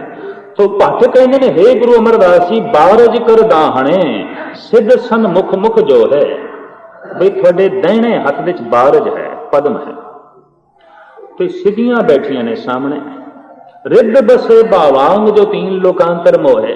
ਤੇ ਤੁਹਾਡਾ ਜਿਹੜਾ ਬਾਵਾਂਗ ਬਾਇਆ ਹੱਥ ਹੈ ਇਹ ਵੀ ਖਾਲੀ ਨਹੀਂ, ਇਹਦੇ ਚ ਰਿੱਧੀਆਂ ਨੇ। ਸੱਜੇ ਹੱਥ ਵਿੱਚ ਪਦਮ ਹੈ, ਮੁਖੜੇ ਦੇ ਸਾਹਮਣੇ ਸਿੱਧੀਆਂ ਬੈਠੀਆਂ ਨੇ। ਇਹ ਸਭ ਕੁਝ ਕਿਸ ਤਰ੍ਹਾਂ ਹੋ ਗਿਆ? ਰਿਦੇ ਬਸੇ ਅਕਿਹੋ ਸੋਰਸ ਤਿਨ ਹੀ ਜਾਤੋ, ਮੁਖੋਂ ਭਗਤ ਉਚਰੇ ਅਮਰ ਗੁਰ ਇਤ ਰੰਗ ਰਾਤੋ। ਇਹ ਗੁਰੂ ਅਮਰਦਾਸ ਜੀ, ਉਹ ਜਿਹੜਾ ਇੱਕ ਨਾਮ ਦਾ ਰਸ ਹੈ ਨਾ, ਇੱਕ ਰਸ, ਉਹ ਜਿਹੜਾ ਤੁਹਾਡੇ ਹਿਰਦੇ 'ਚ ਆਣ ਕੇ ਵਸਿਆ, ਹੱਥ ਵਿੱਚ ਪਦਮ ਬਣ ਗਏ, ਬਾएं ਹੱਥ ਵਿੱਚ ਰਿਧੀਆਂ ਆ ਗਈਆਂ, ਮੁਖੜੇ ਦੇ ਸਾਹਮਣੇ ਸਿੱਧੀਆਂ ਬੈਠੀਆਂ ਨੇ। ਜਿਸ ਸਿੱਧੀਆਂ ਦੇ ਲਈ ਜਗਤ ਤਰਸਦਾ ਹੈ, ਉਹ ਤੁਹਾਡੇ ਆਲੇ ਦੁਆਲੇ ਬੈਠੀ, ਤੁਹਾਡੇ ਹੱਥਾਂ 'ਚ ਨੇ। ਇੰਨੀਆਂ ਬਰਕਤਾਂ। ਦਰਅਸਲ ਮਹਾਂਪੁਰਸ਼ ਸਿੱਧੀਆਂ ਰਿਧੀਆਂ ਤੋਂ ਅਗਾਂਹ ਲੰਘ ਜਾਂਦਾ। ਇਤਨੀ ਮੈਂ ਅਰਜ਼ ਕਰਦੇ ਹਾਂ, ਜੋ ਸਿੱਧੀਆਂ ਰਿਧੀਆਂ ਦੇ 'ਚ ਰੁਕ ਗਿਆ, ਅਜੇ ਸੱਚਖੰਡ ਕਰਮਖੰਡ ਦੀ ਛੋਹ ਉਸ ਨੂੰ ਨਹੀਂ ਲੱਗੀ। ਹੋ ਸਕਦਾ ਹੈ ਸਰਮਖੰਡ ਤੱਕ ਪਹੁੰਚੇ, ਕਿਉਂਕਿ ਸਰਮਖੰਡ ਦੇ 'ਚ ਮਨ ਘੜਿਆ ਜਾਂਦਾ, ਉੱਥੇ ਸਿੱਧੀਆਂ ਮਿਲ ਜਾਂਦੀਆਂ, ਪਰ ਕਈ ਇੱਥੇ ਰੁਕ ਜਾਂਦੇ, ਬਹੁਤ ਸਾਰੇ ਰੁਕ ਜਾਂਦੇ। ਔਰ ਸਿੱਧੀਆਂ ਦਾ ਪ੍ਰਗਟਾਵਾ ਵੀ ਕਰਨ ਲੱਗ ਪੈਂਦੇ ਨੇ ਕਈ ਮਦਾਰੀਆਂ ਦੀ ਤਰ੍ਹਾਂ। ਇਸ ਵਕਤ ਸਾਡੇ ਦੇਸ਼ ਵਿੱਚ ਇੱਕ ਸਾਈਂ ਬਾਬਾ ਹੈ, ਉਹ ਥਾਂ ਥਾਂ ਤੇ ਪ੍ਰਗਟਾਵਾ ਕਰਦਾ ਹੈ। ਕੇਸਾਂ ਦੇ 'ਚੋਂ ਰਾਖ ਕੱਢਦਾ ਹੈ, ਹੱਥਾਂ ਦੇ 'ਚੋਂ ਫਲ ਕੱਢ ਲਏਗਾ, ਫੁੱਲ ਕੱਢ ਲਏਗਾ, ਘੜੀਆਂ ਕੱਢ ਲਏਗਾ, ਕੱਪੜੇ ਕੱਢ ਲਏਗਾ। ਲੋਕੀ ਦੇਖਦੇ ਨੇ, ਦੰਗ ਰਹਿ ਜਾਂਦੇ।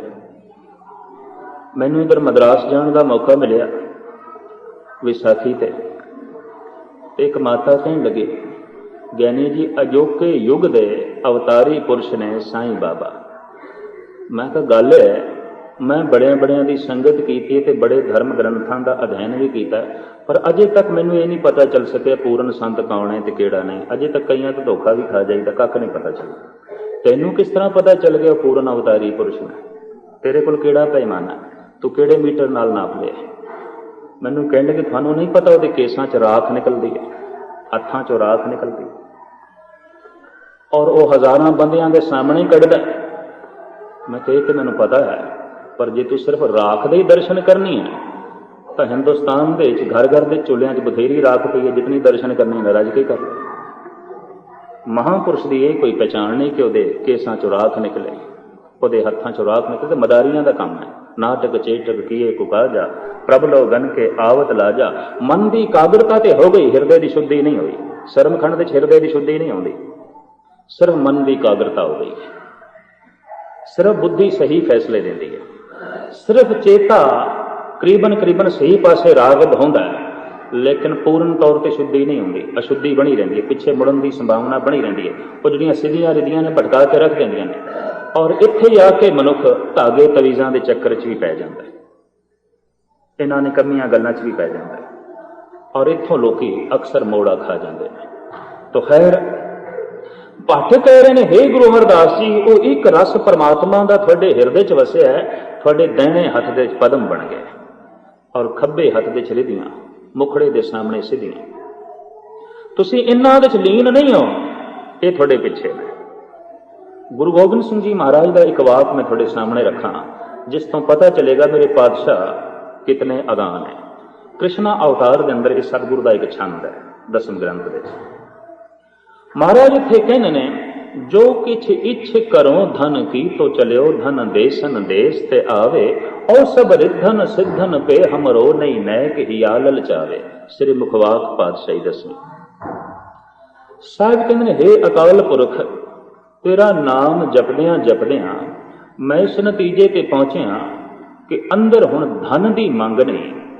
ਮੈਂ ਨਹੀਂ ਮੰਗਦਾ ਤੇਰੇ ਕੋਲ, ਔਰ ਕਤਈ ਨਹੀਂ ਮੰਗਦਾ। ਜੋ ਕਿਛ ਇੱਛ ਕਰੋ ਧਨ ਕੀ, ਧਨ ਦੀ ਇੱਛਾ ਰੱਖਣ ਵਾਲਾ ਮਨੁੱਖ ਅਜੇ ਧਨ ਤੱਕ ਪਹੁੰਚਿਆ, ਇਤਨੀ ਮੈਂ ਅਰਜ਼ ਕਰਦੇ ਹਾਂ। ਧਨ ਤੋਂ ਅੱਗੇ ਨਹੀਂ ਲੰਘਿਆ, ਉਹ ਇਤਨਾ ਅੱਗੇ ਲੰਘ ਜਾਏ ਕਿ ਧਨ ਉਸਦੇ ਪਿੱਛੇ ਚਲੇ।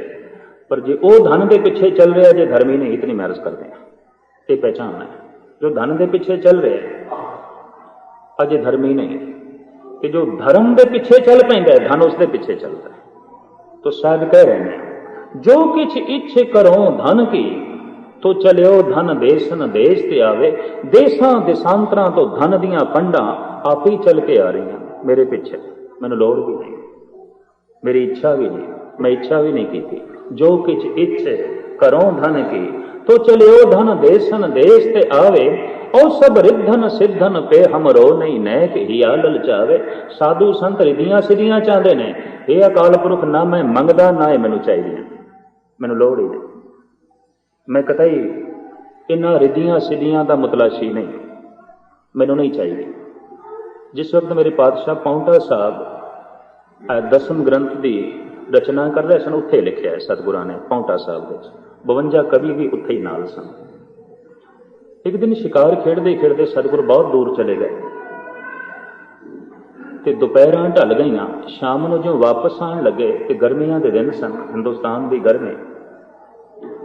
एक योगी चारों पासे धूणा तपा के बैठा सी, अग बाल के ते विचकार बैठा सी। ते साहब कहने लगे योगी राज उंज ही बड़ी गर्मी है, सूरज बड़ा तपया पिया है, इतनी गर्मी ते तू चारों पासे अग बाल के बैठा है, शरीर नूं इतना नहीं सताना चाहिए। उस परिपूर्ण परमात्मा ने इतना कोमल ते इतनी कीमती काया दिती है, इसनूं काया नूं इस तरीके नाल भ्रष्ट नहीं करना चाहिए। योगी कहने लगा महाराज थानूं पता ही नहीं, तन दे तपाण दे नाल परमात्मा सिद्धि प्राप्त होंदी है, परमात्मा मिलता है। पता सतगुरां ने उत्थे की आख्या है, बकायदा अकाल उस्तद विच दर्ज है, ताप के किए ते जोपे पाइए अताप नाथ, तापना अनेक तन घायल सह। तन दे तपान नाल जे रब मिलदा होवे ते जिन्हां नूं बुखार चढ़िया उन्हां नूं रब मिलना चाहिए। 104 डिग्री का बुखार चढ़िया होवे, धूणा तपाण की की लोड़ है, आपे ही धूणा तपिया पे पिंडा ते बलदा पे। जाप के किए ते जो पे पाइए अजाप नाथ पूदना सदीव, तू ही उच्चरत है। तू जिहड़ा जाप करदा पिया ते इहदे नाल भी किधरे रब मिलदा होवे तो हिंदुस्तान विच एक पंछी उहनूं पूदना कहंदे ने, कबूतर तो थोड़ा जिहा छोटा हुंदा है, ਉਹਦੀ आवाज़ है तू ही इंज बोलता है, जिथे बैठा हुए बोलता है। पंजाब दे भी है, मध्य भारत विच है, गर्म इलाकों है, जिथे जिथे गर्मी पैंदी है ये पंछी है और इसकी बोली है तू ही। साहब कहने जाप करन दे नाल रब मिलदा होवे, निरी जबान नाल रटन करदे हां ते इहनूं मिलना चाहिए इस पंछी। नभ के उड़े ते जो पे पायत नारायण, अनल आकाश पंछी डोल बो करत है। उपर आकाशां विच उड्डण दे नाल जे रब मिलदा होवे ते अनल पंछी हुमा पंछी वो ते उपर ही रहिंदा। कहंदे ने हुमा अनल इतना उच्चा उड़दा है जिथे जमीन की कशिश खत्म होंदी, इतना उच्चा उड़दा। इहनूं पर्शियन विच हुमा कहंदे ने, इहनूं संस्कृत विच अनल पंछी कहंदे ने, अनल। इहदा करीबन पर्शियन के ग्रंथां विच ते हिंदुस्तान के सारे धार्मिक ग्रंथां विच जिक्र है। कहंदे ने मुगल काल विच इतना इस पंछी का शिकार होया है कि अज इसकी नस्ल नहीं रही। उन्होंने सुरखाब, हुमा ते अनल तीन नाम कहे जाते सन। मुगल शहनशाह इसके पंख अपने ताज दे चलाते सन ते एक आम तकिया कलाम बन गया भी तू कोई सुरखाब दे पंख लाए, इंज कहते सन। सुरखाब उहदे पंख बहुत खूबसूरत, बड़े कोमल और बड़े कीमती, मुगल शहनशाह ताज दे चलाते सन। इतना शिकार होया, एक पंछी हजारां अशरफियां का बिकदा सी, इतना शिकार होया कि नस्ल खत्म हो गई। हुमा अनिल जमीन तो बहुत उच्चा उड़ता है, जिथे जमीन की कशिश खत्म होती है, जिथे हवा का दबाव खत्म होता है, इतना उच्चा जाता है और उत्थे सौ रहिंदा है हवा दे विच। अनिल आकाश पंछी डोल बो करत है। ऐ योगी जिहड़ा तू आकाशां विच भरमण करदा है, इहदे नाल रब मिलदा होवे ते अनिल पंछी नूं मिलना चाहिए। किहड़ियां निकम्मियां सिद्धियां विच पै गए, किहड़े निकम्मे चक्रां विच पै गए। कहंदे ने ये वाक सुन के योगी बाहरों तो तपिया होया सी, अंदरों भी तप गया। उन्होंने बड़ा गुस्सा चढ़िया बई सतगुर ने ये मेरी तोहीन की है। तो कहने लगा महाराज तुसी जाना कित्थे, पहले ये दसो। महाराज कहने लगे वो साडा पाउंटा स्थान है, असीं उत्थे जाना है, होर कित्थे जाना है। योगी कहने लगे ये दसो ये जमुना किस तरह पार करोगे। ਤੇ ਮਹਾਰਾਜ ਕਹਿਣ ਲੱਗੇ ਸਾਹਮਣੇ ਬੇੜੀ ਖੜੀ ਹੈ, ਮਲਾਹ ਨੂੰ ਆਵਾਜ਼ ਮਾਰਾਂਗੇ, ਬੇੜੀ 'ਚ ਬੈਠਾਂਗੇ, ਪਾਰ ਹੋ ਜਾਵਾਂਗੇ। ਸਤਿਗੁਰ ਬੇੜੀ 'ਚ ਬੈਠ ਗਏ, ਮਲਾਹ ਬੇੜੀ ਚਲਾਉਂਦਾ ਪਿਆ। ਉਹ ਜਿਹੜਾ ਯੋਗੀ ਸੀ ਨਾ, ਉਹ ਪਾਣੀ ਦੇ ਉੱਤੇ ਚੱਲਣ ਲੱਗ ਪਿਆ। ਇਤਿਹਾਸ ਕਹਿੰਦਾ ਚੱਲਣ ਲੱਗ ਪਿਆ ਤੇ ਮਜ਼ਾਕ ਕਰੇ ਵੀ ਇਹ 10ਵੇਂ ਗੁਰੂ ਨਾਨਕ ਨੇ, ਇਹ ਜਗਤ ਗੁਰੂ ਨੇ, ਇਹ ਵਕਤ ਦੇ ਰਹਿਬਰੀ ਪੁਰਸ਼ ਨੇ, ਜਮਨਾ ਪਾਰ ਕਰ ਨਹੀਂ ਸਕਦੇ, ਭਉ ਸਾਗਰ ਕਿਸ ਤਰ੍ਹਾਂ ਪਾਰ ਕਰਨਗੇ? ਜਮਨਾ ਪਾਰ ਕਰਨ ਵਾਸਤੇ ਬੇੜੀ ਚਾਹੀਦੀ, ਜਮਨਾ ਪਾਰ ਕਰਨ ਵਾਸਤੇ ਮਲਾਹ ਚਾਹੀਦਾ, ਤੇ ਇਹ ਭਉ ਸਾਗਰ ਤੋਂ ਜਗਤ ਨੂੰ ਪਾਰ ਕਰਨਗੇ। ਇਹ ਤਾਨਾ ਮਾਰਿਆ ਉਸ ਯੋਗੀ।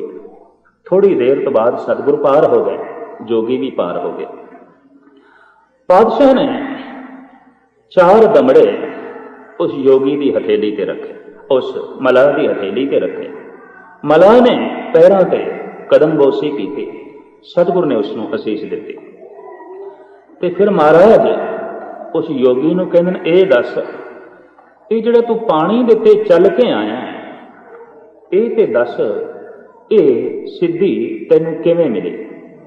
ਮਹਾਰਾਜ ਮੈਂ 6 ਸਾਲ ਤੱਕ ਲਗਾਤਾਰ ਗਰਮੀਆਂ ਦੇ ਵਿੱਚ ਧੂਣੇ ਤਪਾਉਂਦਾ ਰਿਹਾ, ਸਰਦੀਆਂ ਦੇ ਵਿੱਚ ਜਲਧਾਰਾ, ਜਦ ਪੋਹ ਮਾਹ ਦੀਆਂ ਠੰਡੀਆਂ ਰਾਤਾਂ ਜਲਧਾਰਾ, ਇਤਨੇ ਗਹਿਰੇ ਪਾਣੀ ਦੇ ਵਿੱਚ ਖੜੇ ਹੋ ਜਾਣਾ ਗਰਦਨ ਤੱਕ, ਉੱਥੇ ਮੰਤਰ ਦਾ ਰਟਨ ਕਰਨਾ, ਇਹਨੂੰ ਕਹਿੰਦੇ ਨੇ ਜਲਧਾਰਾ। ਜਾਂ ਥੱਲੇ ਬੈਠ ਜਾਣਾ ਤੇ ਘੜੇ ਦੇ ਵਿੱਚ ਇੱਕ ਛੋਟਾ ਜਿਹਾ ਸੁਰਾਖ ਕਰਕੇ ਉਹਦੇ 'ਚ ਪਾਣੀ ਦੀ ਧਾਰ ਸਿਰ ਦੇ ਉੱਤੇ ਪੈਂਦੀ ਰਹੇ ਸਾਰੀ ਰਾਤ ਠੰਡ ਦੇ ਦਿਨਾਂ 'ਚ। ਔਰ ਬਾਹਰ ਪਾਤਸ਼ਾਹ ਮੈਂ ਸਰਦੀਆਂ ਦੇ 'ਚ ਜਲਧਾਰਾ ਕੀਤੀ ਹੈ, ਗਰਮੀਆਂ ਦੇ ਧੂਣੇ ਤਪਾਏ ਨੇ, ਇਹ ਸਿੱਧੀ ਮੈਨੂੰ ਮਿਲ ਗਈ ਹੈ।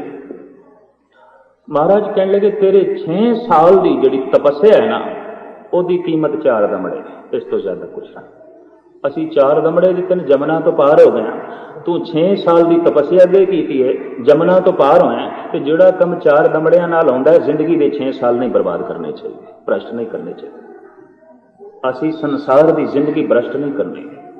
ਜੀਵਨ ਸਿਰਫ ਇਸ ਵਾਸਤੇ ਨਹੀਂ ਕਿ ਬੰਦਾ ਪਾਣੀ ਦੇ ਉੱਤੇ ਚੱਲ ਲਵੇ। ਜਲ ਕੇ ਤਰਈਆ ਕੋ ਗੰਗੇਰੀ ਸੀ ਕਹਿਤ ਜਗ, ਆਗ ਕੇ ਬਛਈਆ ਸੋ ਚਕੋਰ ਸਮਝਾਣੀ ਹੈ। ਗੁਰੂ ਗੋਬਿੰਦ ਸਿੰਘ ਜੀ ਮਹਾਰਾਜ। ਜਲ ਜੁਲਾਹਾ ਹੁੰਦਾ ਹੈ ਪੰਜਾਬ ਦੇ ਦਰਿਆਵਾਂ 'ਚ, ਉਹ ਚੱਲਦਾ ਹੈ, ਪਾਣੀ ਦੇ ਉੱਤੇ ਚੱਲਦਾ, ਤੈਰਦਾ ਨਹੀਂ। ਤੇ ਮਹਾਰਾਜ ਕਹਿੰਦੇ ਨੇ ਤੂੰ ਚੱਲ ਲਿਆ ਤੇ ਜਲ ਜੁਲਾਹਾ ਵੀ ਚੱਲਦਾ ਪਿਆ, ਫਰਕ ਕੀ ਇਹਦੇ 'ਚ? ਉਹ ਕੋਈ ਮਹਾ ਸਿੱਧ ਬਣ ਗਿਆ, ਉਹ ਕੋਈ ਭਗਤ ਬਣ ਗਿਆ, ਉਹਨੂੰ ਕੋਈ ਰੱਬ ਮਿਲ ਗਿਆ? ਕਿਹੜੇ ਨਿਕੰਮੇ ਚੱਕਰਾਂ 'ਚ ਤੂੰ ਜੋਗੀ ਪਿਆ? ਤੋ ਸਾਹਿਬ 10ਵੇਂ ਗ੍ਰੰਥ ਦੇ ਵਿੱਚ ਕ੍ਰਿਸ਼ਨਾ ਅਵਤਾਰ ਦੇ ਛੰਦ ਦੇ ਵਿੱਚ ਸਾਫ਼ ਕਹਿ ਰਹੇ ਨੇ, ਜੋ ਕਿਛ ਇੱਛ ਕਰੋ ਧਨ ਕੀ, ਤੋ ਚਲਿਓ ਧਨ ਦੇ ਸੰਦੇਸ਼ ਤੇ ਆਵੇ, ਔ ਸਭ ਰਿੱਧਨ ਸਿੱਧਨ ਪੇ ਹਮਰੋ ਨਹੀਂ ਨੈਕ, ਹਿਆਸ ਲਲਚਾਵੇ, ਔਰ ਸੁਨੋ ਕਛ ਜੋਗ ਵਿਖੇ ਕਰ ਕੌਣ, ਇਤੋ ਤਪ ਕੇ ਤਨ ਤਾਵੇ।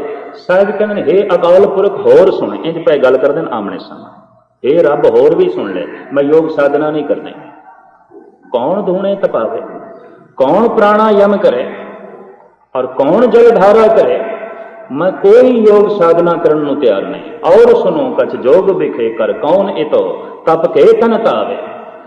तो जापदा अलहाम होया भी कुछ ना कुछ तो इच्छा होगी, रिधियां की इच्छा नहीं, सिद्धियां की इच्छा नहीं, धन की इच्छा नहीं, योग साधना की तड़प नहीं। तो मनुख का जिहड़ा मन है ये अमंग ते हो नहीं सकता, कुछ ना कुछ मंगते रहिंदी। ਤਾਂ ਫਿਰ ਕੀ ਹੈ, ਕੀ ਚਾਹਤ ਹੈ ਤੁਹਾਡੀ? ਸੰਸਾਰ ਵਿੱਚ ਜੀਵਦੇ ਜਾਗਦੇ ਮਨੁੱਖ ਬਾਰੇ ਇਹ ਕਥਾ ਹੈ ਕਿ ਜਬ ਲਗ ਸਵਾਸ ਤਬ ਲਗ ਆਸ। ਸਵਾਸਾਂ ਦੇ ਨਾਲ ਕੁਛ ਨਾ ਕੁਛ ਆਸਾ ਚੱਲਦੀ ਹੈ, ਔਰ ਜੇ ਆਸਾ ਨਾ ਹੋਵੇ, ਬਿਲਕੁਲ ਬੰਦਾ ਨਿਰਾਸ਼ ਹੋ ਜਾਏ, ਤਾਂ ਕਹਿੰਦੇ ਨੇ 2 ਹਾਲਤਾਂ ਵਾਪਰਦੀਆਂ ਨੇ। ਜਾਂ ਬੰਦਾ ਆਤਮ ਹੱਤਿਆ ਕਰੇਗਾ, ਖੁਦਕਸ਼ੀ ਕਰੇਗਾ। ਨਿਰਾਸ਼ ਬੰਦੇ ਖੁਦਕਸ਼ੀ ਕਰ ਲੈਂਦੇ, ਆਤਮ ਹੱਤਿਆ ਕਰ ਲੈਂਦੇ, ਜਾਂ ਉਸ ਹਾਲਤ ਵਿੱਚ ਬੰਦਾ ਸਮਾਧੀ ਵਿੱਚ ਚਲਾ ਜਾਂਦਾ। 2 ਹੀ ਹਾਲਤਾਂ ਨੇ, ਤੀਜੀ ਕੋਈ ਹਾਲਤ ਨਹੀਂ। ਬਿਲਕੁਲ ਨਿਰਾਸ਼, ਕੋਈ ਵੀ ਆਸਾ ਨਹੀਂ, ਖੁਦਕਸ਼ੀ ਕਰੇਗਾ ਜ਼ਰੂਰ, ਆਤਮ ਹੱਤਿਆ ਕਰੇਗਾ। ਜਾਂ ਫਿਰ ਰੱਬ ਦਾ ਮਾਰਗ ਚੁਣੇਗਾ, ਪ੍ਰਮਾਤਮਾ ਦਾ। ਹੋਰ ਕੋਈ ਤੀਸਰਾ ਰਸਤਾ ਹੀ ਨਹੀਂ। ਵੀ ਜੀਵਦੇ ਜਾਗਦੇ ਮਨੁੱਖ ਦੇ ਅੰਦਰ ਕੁਛ ਨਾ ਕੁਛ ਤੇ ਇੱਛਾ ਹੁੰਦੀ ਹੈ। ਕੀ ਤੜਪ ਹੈ, ਫਿਰ ਕੀ ਇੱਛਾ ਹੈ? ਸਤਿਗੁਰੂ ਚੌਥੀ ਪੰਕਤੀ 'ਚ ਆਪਣੀ ਇੱਛਾ ਦੱਸਦੇ ਨੇ, ਔਰ ਸੁਨੋ कछ जोग बिखे कर कौन, इतो तप के तन तावे, झूझ मरो रण में तज भय, तुम ते बस श्याम अह बर पावे। रण भूमि दे मजलूमां दी खातर, देश दी खातर झूझदा झूझदा लड़ मरा, शहीद हो जावा। ये अकाल पुरख, इस तो बिना होर कोई चाहत नहीं। इस तो बिना होर कोई मंग नहीं, इस तो बिना होर कोई इच्छा नहीं रही। सिर्फ मजलूमां की खातर कुर्बान होने की इच्छा, सिर्फ देश की खातर निछावर होने की इच्छा है, सिर्फ देश की संस्कृति को बचाने की इच्छा है, और कुछ नहीं, कोई इच्छा नहीं। और सतगुर ने वाकई अपनी समुची जिंदगी इसे ढंग नाल व्यतीत की। किधरे पिता वारिया, किधरे बच्चे वारे ने, किधरे अपने आप को कुर्बान किया देश के धर्म के उत्तों, देश की सभ्यता के उत्तों, मजलूमां की रखिया की खातर। खैर तो एक हालत बनती है जिसनों हिंदू ऋषि मुनिया ने तो कह दिता कि पदम बनता, योगिया ने कह दिता कुछ सिद्धियां मिलदियां ने, इस्लाम ने कह दिता कुछ करामात मिलती है, तो सतगुर की बाणी कुछ होर कहती है, ਉਹਦੇ हत्थां 'ਚ बरकतां आउणगीਆਂ। पदम की गल नहीं, बारज करदा हणे सिद्ध सन मुख मुख जो है। हे गुरु अमरदास जी, थोड़े दैने हथ विच बरकतां आ गई, बड़ियां बरकतां भरा ये हथ है। कहंदे शाम नूं देगा मोदियां कर देंदे सन गुरु अमरदास जी, बरकतां चलदियां रहिंदियां सन। एक प्रत्यक्ष गल करके दिखाई, हथ विच बरकत, आले दुआले सिद्धियां, और बाएं हाथ विच रिधियां पिछे चल रही, सिद्धियां पिछे रह गई, ये अगे लंघ गए। नौ निधि 18 सिद्धि पिछे लगियां फिरन, जो हर हिरदे सदा वसाए। इस तरह दियां शक्तियां जिहड़ियां प्रगट होंदियां, कदमां विच क्रांति, बचनां विच सत्या, हत्थां विच बरकत, कह दिंदे ने कर्मखंड तक पहुंच गए। ये हो ही नहीं सकता कि कर्मखंड विच पहुंचा होया मनुख, ਉਹਦੇ कदमां विच कोई क्रांति ना होवे। ਉਹਦੇ कदम अगर मक्के जाणगे तो कुछ गल होवेगी, ਉਹਦੇ कदम अगर सुमेर पर्वत ते जाणगे तो कुछ गल होवेगी, ਉਹਦੇ कदम अगर हरिद्वार चले गए तो कुछ गल होगी, और ਉਹਦੇ कदम अगर सज्जन ठग कोल भी चले गए तो कुछ गल होवेगी, जरूर होवेगी। क्योंकि कदमां च क्रांति है, बचनां च सत्य है, हत्थां च बरकत है। कर्मखंड की बाणी जोर, तिथे होर न कोई होर, तिथे जोध महाबल सूर, तिनमें राम रहा भरपूर। पर इत्थे कोई जोधे महाबली पहुंचते ने, कमजोर बंदे ने, कमजोरां दा एक कम ने, ताकतवर पहुंचते ने, महाबली पहुंचते हैं। तिनमें राम रहा भरपूर, उन्हां विच राम भरपूर है, मुकम्मल रूप दे। ओ राम विच ने, ओ राम उन्हां विच है। तिथे सीतो सीता महिमा माए, तांके रूप न कथने। और असी अपने अरदास विच ये शब्द जोड़े हुए हैं कि सही संत गुरुमुख प्यारे मेल, जिन्ना मिलिया तेरा नाम चेतिया। वाकई कईयां दे मिलन नाल भी गल बनदी है, जरूरी नहीं, कईयां दे मिलन नाल भी। तां ही ते असी शब्द अरदास विच ये जोड़े ने, सही संत गुरुमुख प्यारे मेल, जिन्ना मिलिया तेरा नाम चेतिया। जिन्ना डिसंदड़िया मेरी दुरमत वंजे, मित्र असाजड़े से।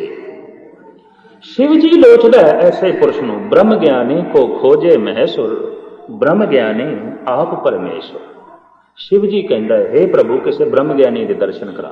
तलाश पिया करता है शिव जी, खोजदा पे, सीता खोज रही है।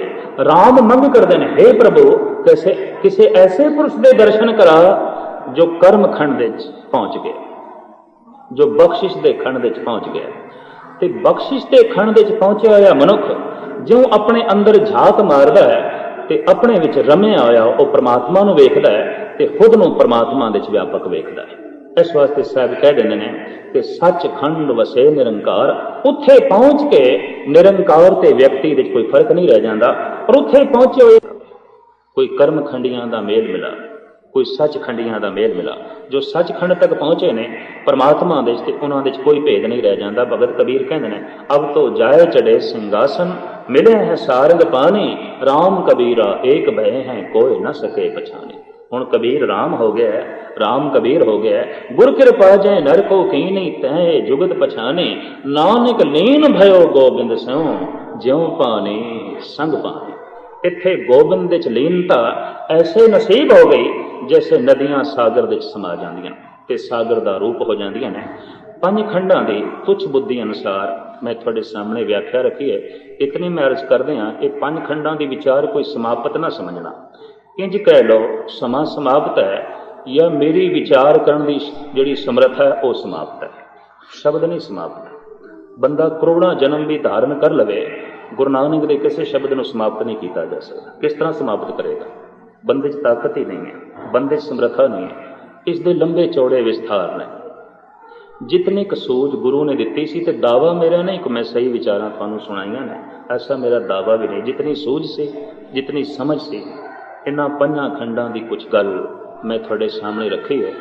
ਤੇ ਬੈਠ ਕੇ ਇਤਨਾ ਜ਼ਰੂਰ ਨਿਰਣਾ ਕਰਨਾ ਅਸੀਂ ਕਿੱਥੇ ਖੜੇ ਹਾਂ, ਧਰਮ ਖੰਡ ਦੇ 'ਚ, ਗਿਆਨ ਖੰਡ ਦੇ 'ਚ, ਸਰਮ ਖੰਡ ਦੇ 'ਚ, ਕਰਮ ਖੰਡ ਦੇ 'ਚ, ਜਾਂ ਸੱਚਖੰਡ ਦੇ। ਸੱਚਖੰਡ ਦੇ 'ਚ ਪਹੁੰਚੇ ਹੋਏ ਮਨੁੱਖ ਨੂੰ ਸੰਸਾਰ ਨਹੀਂ ਦਿਖਾਈ ਦੇਗਾ। ਤੁਸੀਂ ਆਖੋਗੇ ਕੀ ਦਿਖਾਈ ਦੇਗਾ?